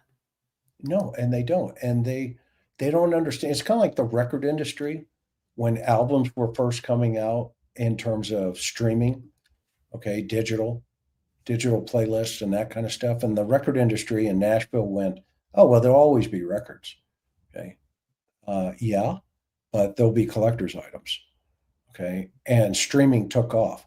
That's the same principle with newspapers. When social media showed up and everybody and their mother started becoming a quote journalist, okay, well, newspapers had a problem. Okay, and they went through a transition, and they had to accept the fact that guess what? There are, other ways of getting information now. Law enforcement agencies that do not embrace that will be slaughtered in the 21st century. Okay, because it is the YouTube people. There's a whole conference coming in Colorado. It's called CrimeCon. And they call them sleuths or whatever the situation is, right? Okay, well, guess what? Those people exist. You need to embrace them. That's everybody agrees. Okay, those people exist. You need to embrace them, and you need to feed the beast. If you don't feed the beast is going to feed them. But here's more importantly, we have a whole new subculture now, of people surrounding the murderers. Think about that. You've got murder victim family of killers writing books, having a whole following of, I'm the brother, I'm the sister, I'm the daughter, the aunt, the uncle of this guy. Okay. There's a whole new subset of ideas and people presenting themselves saying, look, here's where we need to go because I have a story too. And these guys don't understand that. They're not embracing it. Because Brian Koberger, if the rumor is correct, which I don't know if it is or not, that his sister's going to write a book, she's going to fall into that genre. And there will be tens of thousands of people that will buy that book just to hear what Brian says. And if he says anything against what they say, you know what the fallback position is going to be for Thompson? Oh, well, we don't know if he tells the truth anyway. Well, really? You never got a statement from him to know that. Exactly. So he's going to tell it the way he wants you to hear it. Just like BTK did, just like the happy face guy, any of these guys, they're going to tell it the way they want to tell it. And you know what? It's going to blow back in their face at some point. And we've never located, obviously, the knife that we know did kill all four. And we don't know Christopher Watts, that's a good point too. Another one. He tells his story. What was used to do that? Now, a hand, a fist, can be a deadly weapon. Right. The injuries to the face, could that have simply been from a hand on her face? No. So you believe the injuries to her face came from something other than his fist? Yes, I think the fist could have been part of it, but it certainly appears something else struck her to cause the marks that we saw that is not consistent with a fist. What about marks near her mouth that came out? I believe they came out in public documents. Bound? Yep. Gagged? And those are what I'm referencing, and no, it doesn't appear, there was no evidence that she was bound or gagged. Now, I don't think he believes that. This is my personal opinion. If I was interviewing this guy, I would have written that down as a And the reason for that is he moves forward like this in his head. Watch his head. I'm going to go back here. There's no evidence that she was bound or gagged. Do you know why? Because there's gag porn on his phone, if that's true. And so evidence of gagging could be a fist, a hand in the mouth, and you tear both corners of the mouth. That is what the coroner's report initially may have laid out. What about marks near her mouth that came out? I believe they came out in public documents. Bound? Yep. Gagged? And those are what I'm referencing, and no, it doesn't appear, there was no evidence that she was bound or gagged. Are the marks? I don't think he believes that. Yeah, his body language says to me he may not be telling the truth. He frowns down. Look at it. When he frowns down when he said, and then he kind of like he wants to confirm and tell you got to believe me. From a knife? No. He's biting. Well, that's stress. Look at how he's pressing his lips together. Look at that. It's a sign of stress. He doesn't even believe what he's saying. No. So the reality is the extent of what was done to her may be a mystery forever. Yeah. You see how he answers it? He's like, yeah, I'm happy to lock this away forever and not talk about it. Yeah, we're gonna hang on to this and never tell you guys anything. Yes, that's the answer we wanted you to hear. We want you to hear. Okay. Well, guess what? It's not going to be. Okay. People are going to get those autopsy reports. Maybe. Yeah. See, he qualifies it with maybe, because he knows at some point it's going to come out.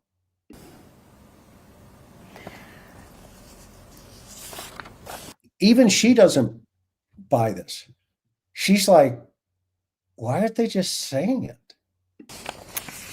We saw publicly, it came out in legal filings, the selfie taken. I love this one, how he answers it.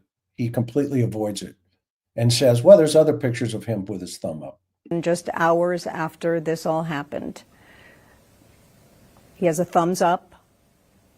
How do you interpret that picture? That's hard to answer without putting my own opinion. Well, you're an investigator. You have an opinion. You have all the evidence. How do you interpret it is the question when you saw it. Into it. This individual, there's a lot of strange things about him and his demeanor and his way his brain works. So what does that mean? Jello in the break room? To say what I think that would be pure speculation. Well, you see, they haven't said anything to what they think it is. I mean, am I missing something, everybody? Am I missing something? Karen, she am was I missing asking something? she was asking him for his law enforcement opinion, His how experience. his You have to put experience. your hand up and say in front of a jury, right? They voir dire you as an expert to testify. Chief Jones, yeah. He had a picture of his thumb up at the um, shower. What's your opinion? Well, ladies and gentlemen of the jury, I mean, if I were to answer that question, it would be purely speculative. And plus, we got to figure out how his brain works. And the jury would eat him alive. They would eat him alive instead of just saying, yeah, that was a weird photograph. I agree. Yeah, he had his thumb up, and you know what? There was a correlating photograph of Ted Bundy in court one day where he had his thumb up. And in fact, we found a lot of photographs on his phone with his thumb up. But that one that day wasn't weird. It would be purely speculative. What about law enforcement theory? Because his thumb is up, right? She's His thumb is up. frustrated. So that Answer the denotes. question. Right, but the reality was we have. Oh, well, wait a minute. The state's coming in here to answer the question. Okay. Look, he doesn't know where to go with it. It's like, do we tell him? No. Let me take over here because I'm a politician driven by the governor's office. Many other pictures of him, selfies, where he has a very similar pose. Oh, so he's got a bunch of selfies, a very similar pose. Okay. But what about the day of the murder? What does the timestamp on the data tell you the day of the murder when he did that at the shower? What do you take from that? Look at her. The reporter, she can't believe she's hearing this. It wasn't just one unique that was only that way. That's probably the one that's circulated the most now. Because did that come through the leak? Well, I thought the prosecutor's office circulated that. I could be wrong, but I don't remember. Did that come through the leak? yeah, Yeah, it was on the Dateline episode. But I thought even Brian Enton had it.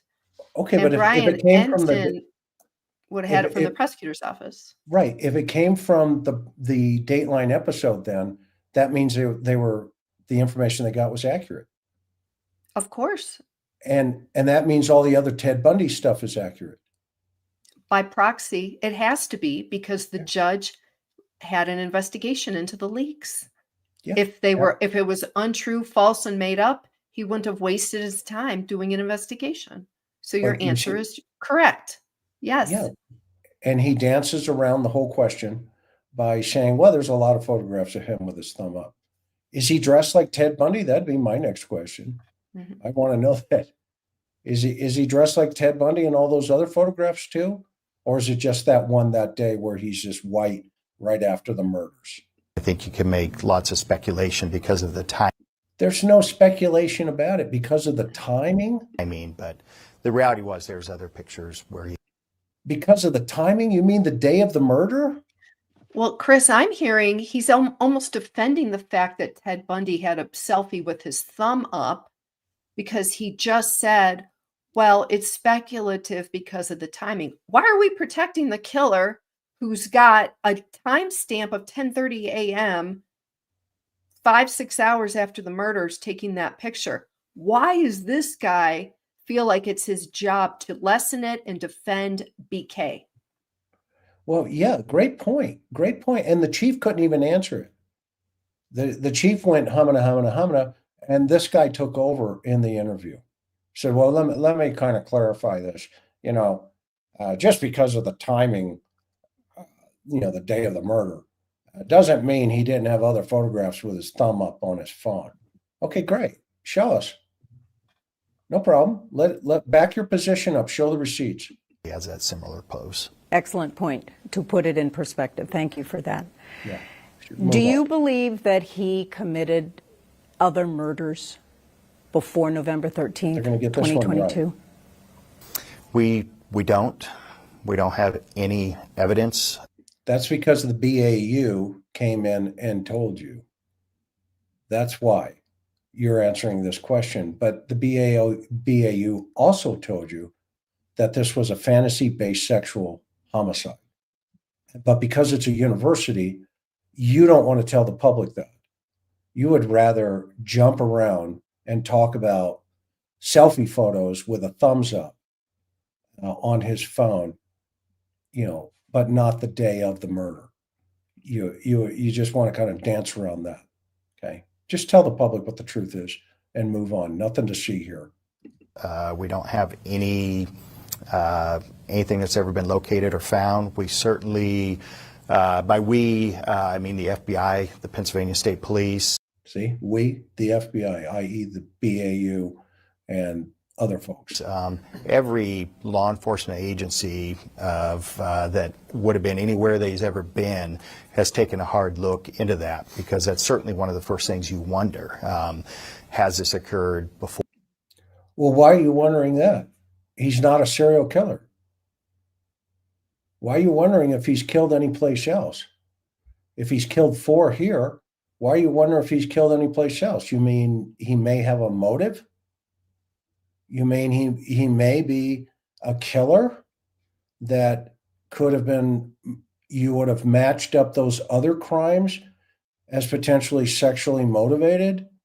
You see, that's where this word salad just is just disingenuous, and it's not. And it's infuriating. It's so infuriating. This stuff used to drive me crazy when I was a reporter, and I'm really thankful for social media, because I feel like everybody here collectively can feel how frustrating it is to be a reporter and to get stonewalled in trying to get the information. And there's nothing to support or show that he's ever done this before, and we don't believe that he ever had done it before. So this would have been his first. Yes. And he kills 4 people on number 1. And that's a softball question anyway, Chris. It's not like there's questions out there. Hey, are there unsolved cases that we can connect BK to? There's so many important questions just with this case that no one's asking these guys. Why was the house tore down? Right? Why aren't you releasing this Bundy connection that we've heard so much about? I mean, it goes on and on and on. I don't care about, I guess I'm just used to, our experts have already said, no, they believe this is the first one, but that was a softball for this guy. Yes, and Tracy, yes, he will have access to email. In fact, he's probably got inbound emails as we speak. Yeah, he gets to buy a tablet. He gets to buy a tablet, or his parents can buy it for him, $100. And he's got email access, and they have access. They can watch TV. I think it's cable TV. I don't think it's streaming. I don't know that. But yeah, they get all the TV watching they want as well. But for communication, he has a tablet. Yep. He gets a Obviously, tablet. you believe he would have gone on to do this again? I don't know. What? How is that the answer? What? Look at his mouth is down. Oh, He doesn't even believe he even said a that. 3rd grader knows that's not the right answer. Even Okay, the third grader knows the answer is. Would you recalled. want to go Yes. to a conference where this guy is the keynote speaker to talk about the murder? I got a little loud yelling in my mic here. Sorry if I. Can you startled imagine everybody. this guy being the keynote speaker at a Chiefs conference? Okay. And everybody going, dude, what do you mean you don't know? The guy killed 4 people. You think he's going to stop now? I don't know. It's a great question. I don't know. That's why he should not have been involved in this investigation right there. Because that's why he's an administrator and not an investigator. An investigator thinks outside of the box and says, you know what? That is a great question. There's a high probability that, yeah, absolutely, he would have continued to go kill people. That's kind of why we put the Vandy alert out, because we didn't know why he was out there. That's kind of why we told the public, we don't know who this person is. Please shelter in place. That's kind of the reason, and I could go on for a half hour to talk about that, okay, if not an hour. But when you've got the lead investigator go, well, do you think he would have killed again? I don't know. I'm not sure. You know, are the Jello cups available? Are they ready? You know, somebody check this guy. Check in his cop card, please. Check in your investigator card. That was the worst answer I'd ever heard. Oh, gosh. I was talking with a district attorney in California that said to me, Gene, he's a serial killer. Yeah, because she's going to go to somebody that's actually does know, like kind of, you know, the people that do this and get it. And I guess by definition, because serial killer is 3 or more in that area, so do you consider him a serial killer, even though it's one episode? No, I don't. It's not a term we've used at all, but I would. Oh my gosh. It's only, hang on. While Chris is getting the manual, this is going to be the Homicide 101 manual. I can just say, I can't wait, you guys. We're working on having a body language expert sit down and go through this video with us. I mean, I get that he's law enforcement. That doesn't mean you're untouchable. I feel like this guy is not hard to read. I feel like his body language, whatever we're sensing from it, we get a gut feeling. We're not wrong. We're right on the money. A serial killer? It's what? Where do you get that?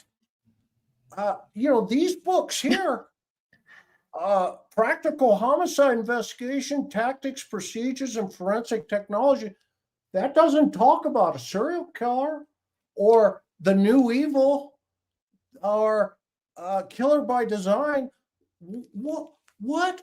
That's a terminology we've never used. Where did you come up with that, CNN? I tell you, we've just not looked at that or thought about that.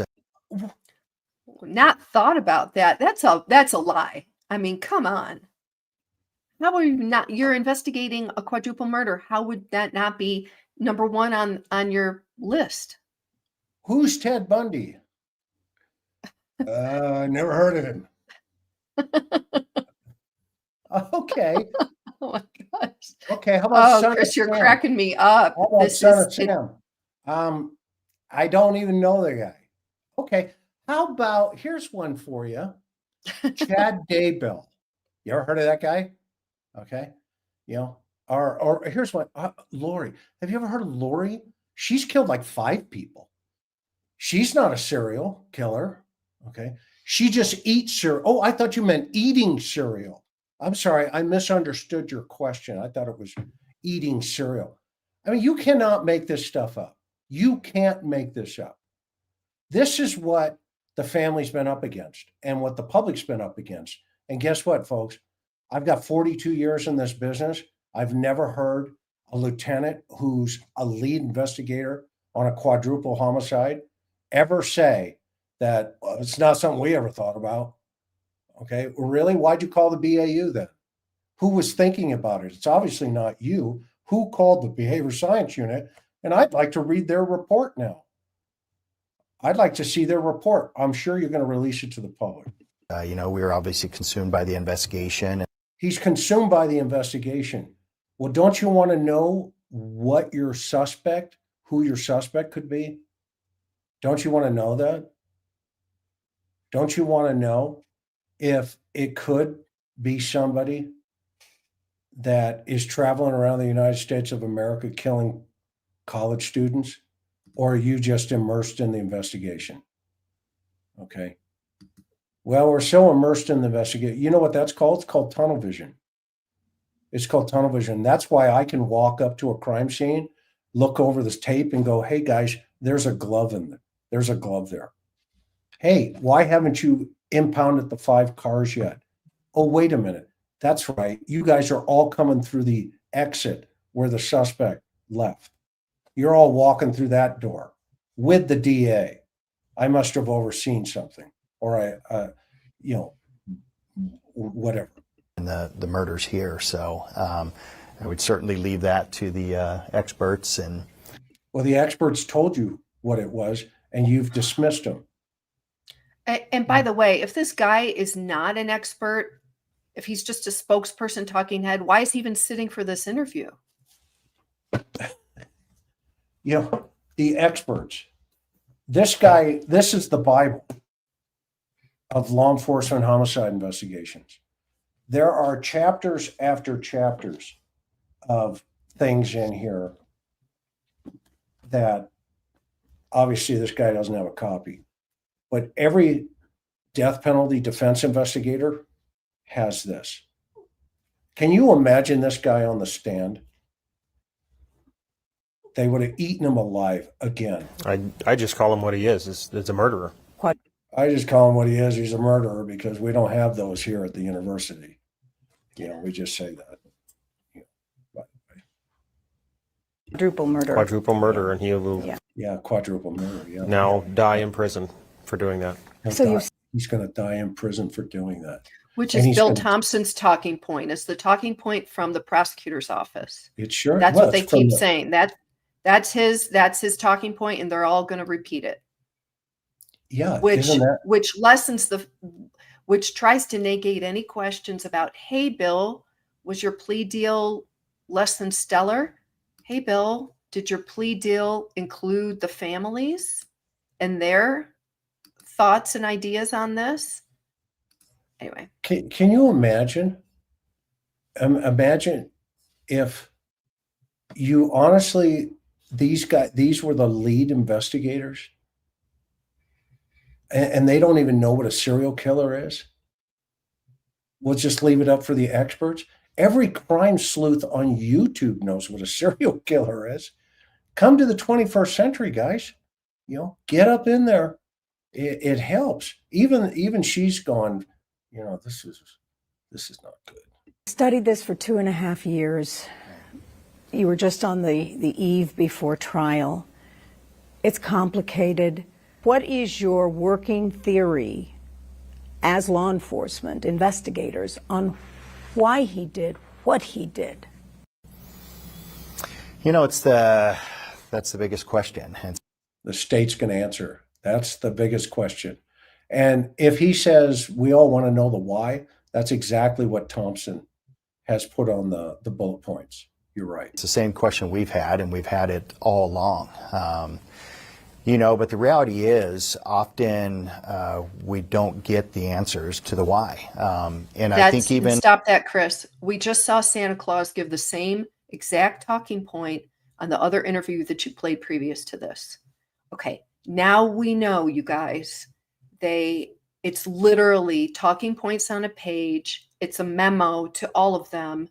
Get on the page. This is what you're to say. It's to protect the university. Let's lessen how horrific these crimes were and dodge all the questions you can, do whatever you can. It's sickening. It's disgusting. We're calling it out. We invite all others to call this out as well. And we're going to stay on them until we get answers. If these people are incapable of giving answers, then they all need to be fired and walk away from the jobs that they hold. Yeah, they should not leave the university or Moscow, because in the real world, they would have been barred at the your local mall. Okay, I mean, look at his face right here. He doesn't even believe what he's saying. Look at the frown on this guy. You know, I'm having to say something that I really don't want to say, but I have to say it. You know, well, we don't really know. You don't want to know the whys. Well, then how do you solve crimes? And you notice this reporter, her question, she's so frustrated, but she said, look, I'm spelling out my question. You guys are representing law enforcement. What is the working theory? Okay. She's direct. She's dummied it down in case these two folks can't figure it out. And they still are being like this. And she's probably like, yeah, they didn't answer anything I said. Run the tape, run this, and let's show the public just what these two guys aren't answering. And by the way, Bill Thompson is doing the same thing on his publicity tour. Yeah, and Chief Fry had bigger incidences, remember? That's how he started his conversation. Well, and you notice, we'll go back to that. Chief Fry also said, and I picked this up, he said the sentencing was closure for, quote, the community, the university, and the families. I jumped out of my seat when I heard that. I said, wait a minute, in that order? This is top of your mind? Sentencing was closure for the community, the university, and the families. I mean, you guys come to your own conclusions on phrasing it in that order. Yeah, I mean, what they're doing is they're branding Moscow, Idaho as, the place where 4 college students were slaughtered and the cops didn't know how to handle it. That's what they're doing by being this dumb. I mean, let's just call it the way it is. I'm sorry. In some instances, and I think this certainly could be one of those. You see how it could be one. He knows what the answers are. It could be one of those. You know what the answers are. Tell this journalist what the answers are. The why from him may make no sense at all. Because he's going to tell us. He's going to tell us. And you're right, it's not going to make sense because you're not mitigating it. All to us and not even be explainable or understandable. So it'll be explainable and understandable to him, just like it was to Dennis Rader. Chris, that was the same answer Bill Thompson gave when one person asked him, and then nobody's been asking him lately, and he felt like he had to defend himself at the sentencing of why elocution was not insisted upon by the prosecution. Bill Thompson said the same thing. He said, BK is just going to get up there and lie, and we're not going to get the answer that we want. So therefore, we're not even going to require him to talk. It's the most short-sighted, not unprofessional joke of an answer because the public isn't stupid. We want to hear, obviously he's a murderer. Obviously we're going to weigh that against, let's say, what a judge says. It's a phony answer, and this guy needs to be called on the carpet for giving that as an answer. Yeah, they're gonna. Yeah, that is a great comment. We don't have a motive. We don't have anything that has said here's why or here's the reason. We don't have a motive. We don't have anything that said here's why, here's a reason. Every murder I've ever worked, I had at least an inkling as to the why and as to the reason. And I would tell the families that. But here they're telling the world, well, we're not really sure if this is green or blue. It looks blue, but it could be green. We just don't have that. Well, he used a knife. She's going to figure it out for him and put it to them. Multiple stabbings. In law enforcement, what does it denote when you have a deadly weapon that is a knife? It's personal. I would say, Then they looked at each other like, yeah, is that the ice cream truck going by? You guys hear that? You guys hear that? Kids, you guys want a popsicle? Kids, everybody want a popsicle? Let's go. Well, the public doesn't like to be played as stupid, and that's exactly what they're doing. Roll it back. That's classic. The reporters who's probably covered 100 of these things, if not more, thousands maybe, across the United States in murders where they send her all around the country to interview cops. And the cops go, "Oh, we're a serial killer. What do you mean like Fruit Loops? That kind of guy. When you got a knife and there's 4 dead bodies You know, what say you, investigators? Look at this look. You know, I'm about ready to give you an answer. Said, here's why, or here's the reason. We just don't have that. Well, he used a knife, multiple stabbings. In law enforcement, what does it denote when you have a deadly weapon that is a knife? I would say Unbelievable. Sorry, the motorcycle went by. No, this is unbelievable. Let him answer. Let's hear what he has to say. typically, if you look back historically, a lot of crimes that are committed with knives are a little more personal. But again, that's also speculation. Is A little more personal, but it's speculative. That's a horrible answer. It's right here, guys. Okay? It's right here, gentlemen. Read the books. It helps if you read the books about why offenders pick up knives. There's chapters on it. In fact, they even teach it at a police academy. That's going to surprise you. But they teach the reasons why. This is embarrassing to Lieutenant Gilbertson said, to law enforcement. we all would like to understand and make some sort of sense of why in this situation, but Why do they keep using the word why? that's just something that I don't think we're ever going to know.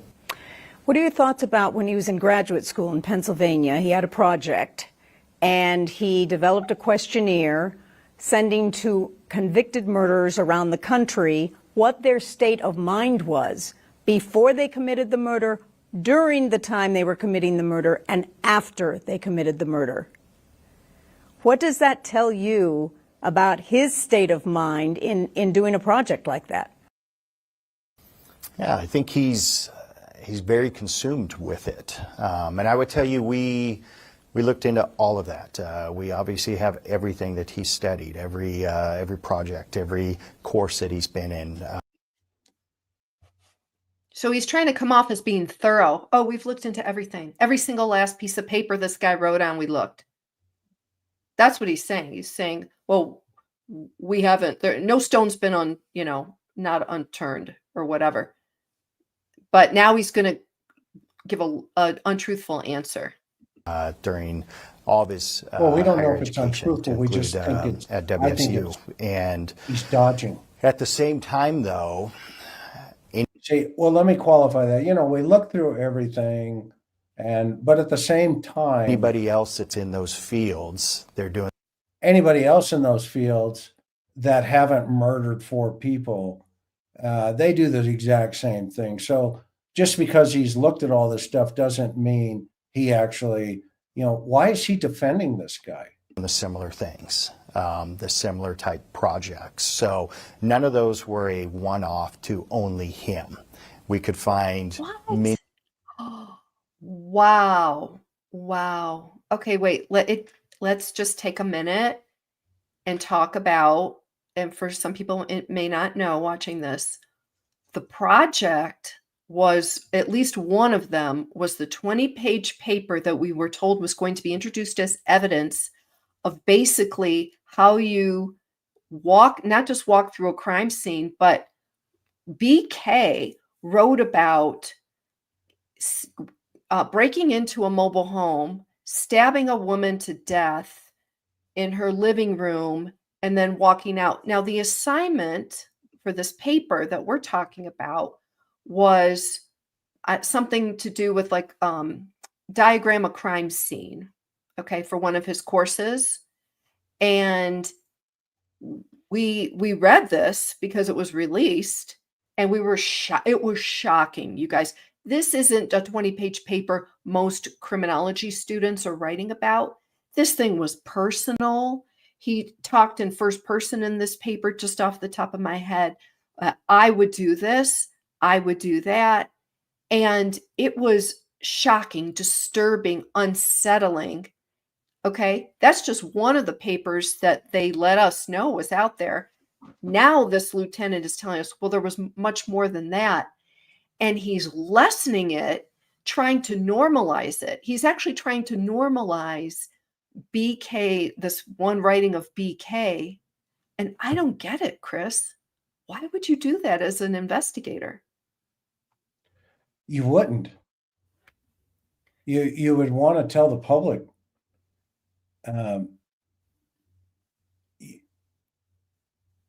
Well, first of all, you've been around me forever, and I have interviewed some of the most heinous individuals in the world, including Wesley Allen Dodd. I spent 6 hours in his head back in 1992, just before they killed him on death row. And you never heard me ever go and sit down with the press and say, look at me, this is because I don't know what I'm doing. I only put the Brandon Wilson thing up recently when I was here on YouTube. I was never in front of a press conference at the conclusion of that murder, and he was put on death row and said, hey, take a look at me. And by the way, I didn't know half of the things of what he did and why he did it. And the list will go on. They don't even know I was involved in the West Memphis 3, the 3 little boys killed, where I interviewed Christopher Morgan. They don't know that I consulted in the John Benet Ramsey case when Lou Schmidt got hold of me. And the list will go on. And I don't have to tell everybody, look at me. It's not about me. I could care less. Now, I've made it about me just by saying it just now. But the only reason I say that is because when I see stuff like this, I just go, are you serious? This is nuts. And they can come after me all day long. I don't care. My record speaks for itself. It speaks for itself. They are an embarrassment to not only the families, but to the victims. Well, I think it's more than that, Chris. It's not just accountability. They have a moral obligation to tell the truth. Now, if there's heinous parts of this investigation, I get that. Keep it from the public. Nobody's asking for autopsy photos. Of course, none of that. But these guys have a duty and an obligation. And last time I checked, there is an oath that police officers all swear by. They put their hand up and they swear to tell the truth. And they also swear to do their duty bound, to have a moral obligation to do what's right to help the public. And this is beyond unacceptable. That is an absolutely amazing observation, sweetheart. And this, I think when you see people like this, here's the question that we need to honestly answer here in my heart of hearts. Would Kaylee, Xana, Ethan, and Maddie want this guy testifying on their behalf? When he is mitigating the research or the interest or the understanding of killing in the offender's mind, don't you want an advocate as a law enforcement guy who is only collecting not only the exculpatory evidence, but the evidence that points to guilt? That is an investigator's job. An investigator's job is to take the stuff that says partially what he's saying. Okay. But then the other side is to say, yeah, and we studied those questions and sent them to the behavior science unit. And this was the conclusion we came to. And you know what? We did this. If you want to see it done, everybody, Boston College, Dr. Victor Petreka, Ann Burgess, myself, Gary Bricado, Greg Cooper, and Dean Jackson did exactly this. And Victor gave a conclusion as to what psychologically the type of offender would be looking at in his mind. That's what the behavior science unit does. And for him to sit here and say, well, you know, other people do it too. Well, other people drive white Elantras as well. But it wasn't the same Elantra that drove up and down that street. And for you to dismiss these types of things in a national interview as if, well, it's just a normal thing that other students do, you're diminishing from the victimology here. You're diminishing from the 50 times that Xana had a fight, from the 30 plus times that Kaylee had a fight, from the, you know, Maddie to Ethan. You're diminishing their fight by making excuses for a 16 question or 16 page questionnaire to killers around the United States of how they felt when they did the crime, before the crime, after the crime, for their master's thesis. Well, here's a question for you. How did Xana feel when those 15 or 16 questions displayed themselves in that room, that moment at 4 o'clock in the morning? That's the perspective he should be coming from. He should look through the eyes of the victim, and you will see the why to the suspect. When you understand why the hunter chose the deer, you understand the hunter. If you understand why the deer didn't see the hunter, and you diminish that, you're not saving more deer. You're saving the hunter. If this guy didn't look through the eyes of Brian Kohberger, which it sounds like he didn't, shame on him.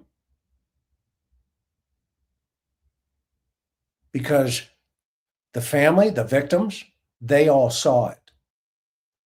They all saw into his depth of darkness. We saw it where he leans forward. And by the way, this was a shot across the bow. Mark my words on it. You folks will come back to this, come back and watch this replay when Brian Kohberger sends his first email. And somebody gets it. Let's finish up this interview and then probably wrap up because we've been here 3 hours. Okay. The interview doesn't get any better. Many other students that were also doing the same or very similar. It's hard to not look at it and view that as part of the overall, is that part of the why? Is that part of why he did this? And again, but it's just speculation and assumption. I don't think these guys know how to connect dots. Seriously, I don't know if the elevator goes to the top floor here. Okay, because it's always, everything is speculation and run around. Well, you have the evidence, guys. That's called evidence. And that's not speculative. You have the evidence. And what, I don't get it. I don't get it. But I think you said something very valuable, consumed by it. Right. because objectively speaking, when you look at everything, I think that is a reasonable conclusion. Consumed. Even she got it. And, you know, you got to go to CNN, watch the rest of it because it's not any better. Rule number 1 was broken, though. And that's the importance. Remember, the objective of any homicide investigation is understand the systematic approach to a homicide, meaning you have to do things a certain way every time. And why is that? Because the importance of doing it that way is to ensure justice for the victims and the families. Now, the justice that these guys got, i.e. the family, was created in the mind of Bill Thompson. And I'm going to show you what I mean by that.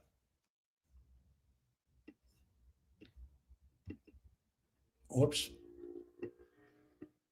Have that luxury. What do you say to those families who feel It would always There is not one comment about the family. It is about Bill Thompson. And I know he's on a presser and he's on the press tour going on here. Okay? But listen carefully to how he starts this interview. It would always be nice to have an answer to everything, but the reality is that we don't always have that luxury. Didn't you just hear that from the two investigators, almost verbatim? Okay, so they're in sync, in tangent with each other. Okay. What do you say to those families who feel like that was doing a deal with the devil? We made a proposal on our terms, not his. He didn't answer the question. She was asked, what do you say to the families? And he answers it to Brian Koberger. We didn't do things on his terms. Let's listen to that again because it's important, and then we're going to go to Hawaii. This is what the families were up against. It would always be nice to have an answer to everything, but the reality is that we don't always have that luxury. What do you say to those families who feel like that was doing a deal with the devil? We made a proposal on our terms, not his. I think there's still those who feel like it's what he wanted was life in prison versus the death penalty.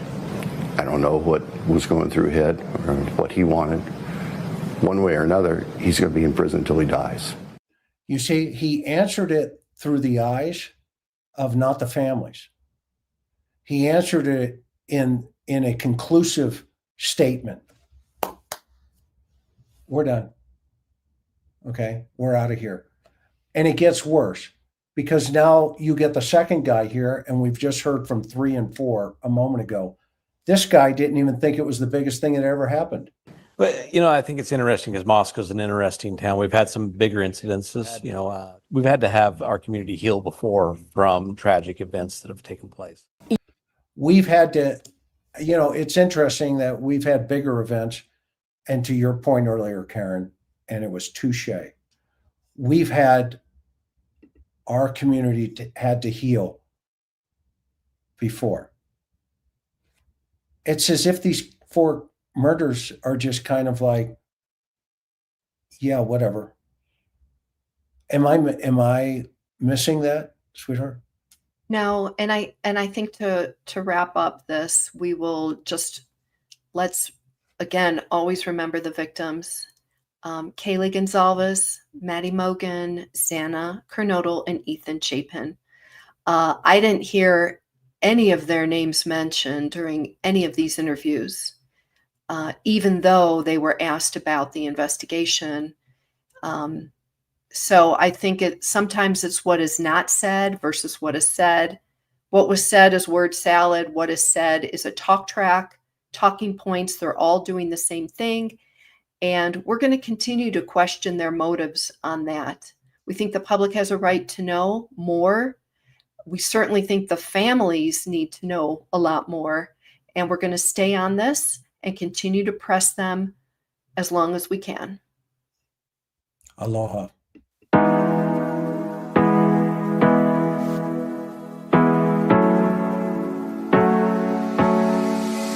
Hard working every day, I'm stressed out 24/7, babe. No timeouts, wish we could fly away. You and I go to our favorite place. Oh yeah, yeah. Make special memories together. I'll be your company now and forever. I say we fly away, you and me, go to our favorite place. Feeling the sun on my face in Hawaii. With you, Hawaii. With you, Hawaii. With you, Hawaii. I need a summer breeze, some fresh air to put my mind at ease. No cares. You wanna come with me? Me and you go to our favorite tree. Are you ready now? We jump on a plane now. We're taking away. Yeah, we're taking away. Don't hesitate now. We're taking away. Yeah, we're taking away. We'll never come down. We're going away. Yeah, we're going away. You and me. Feeling the sun on my face in a while.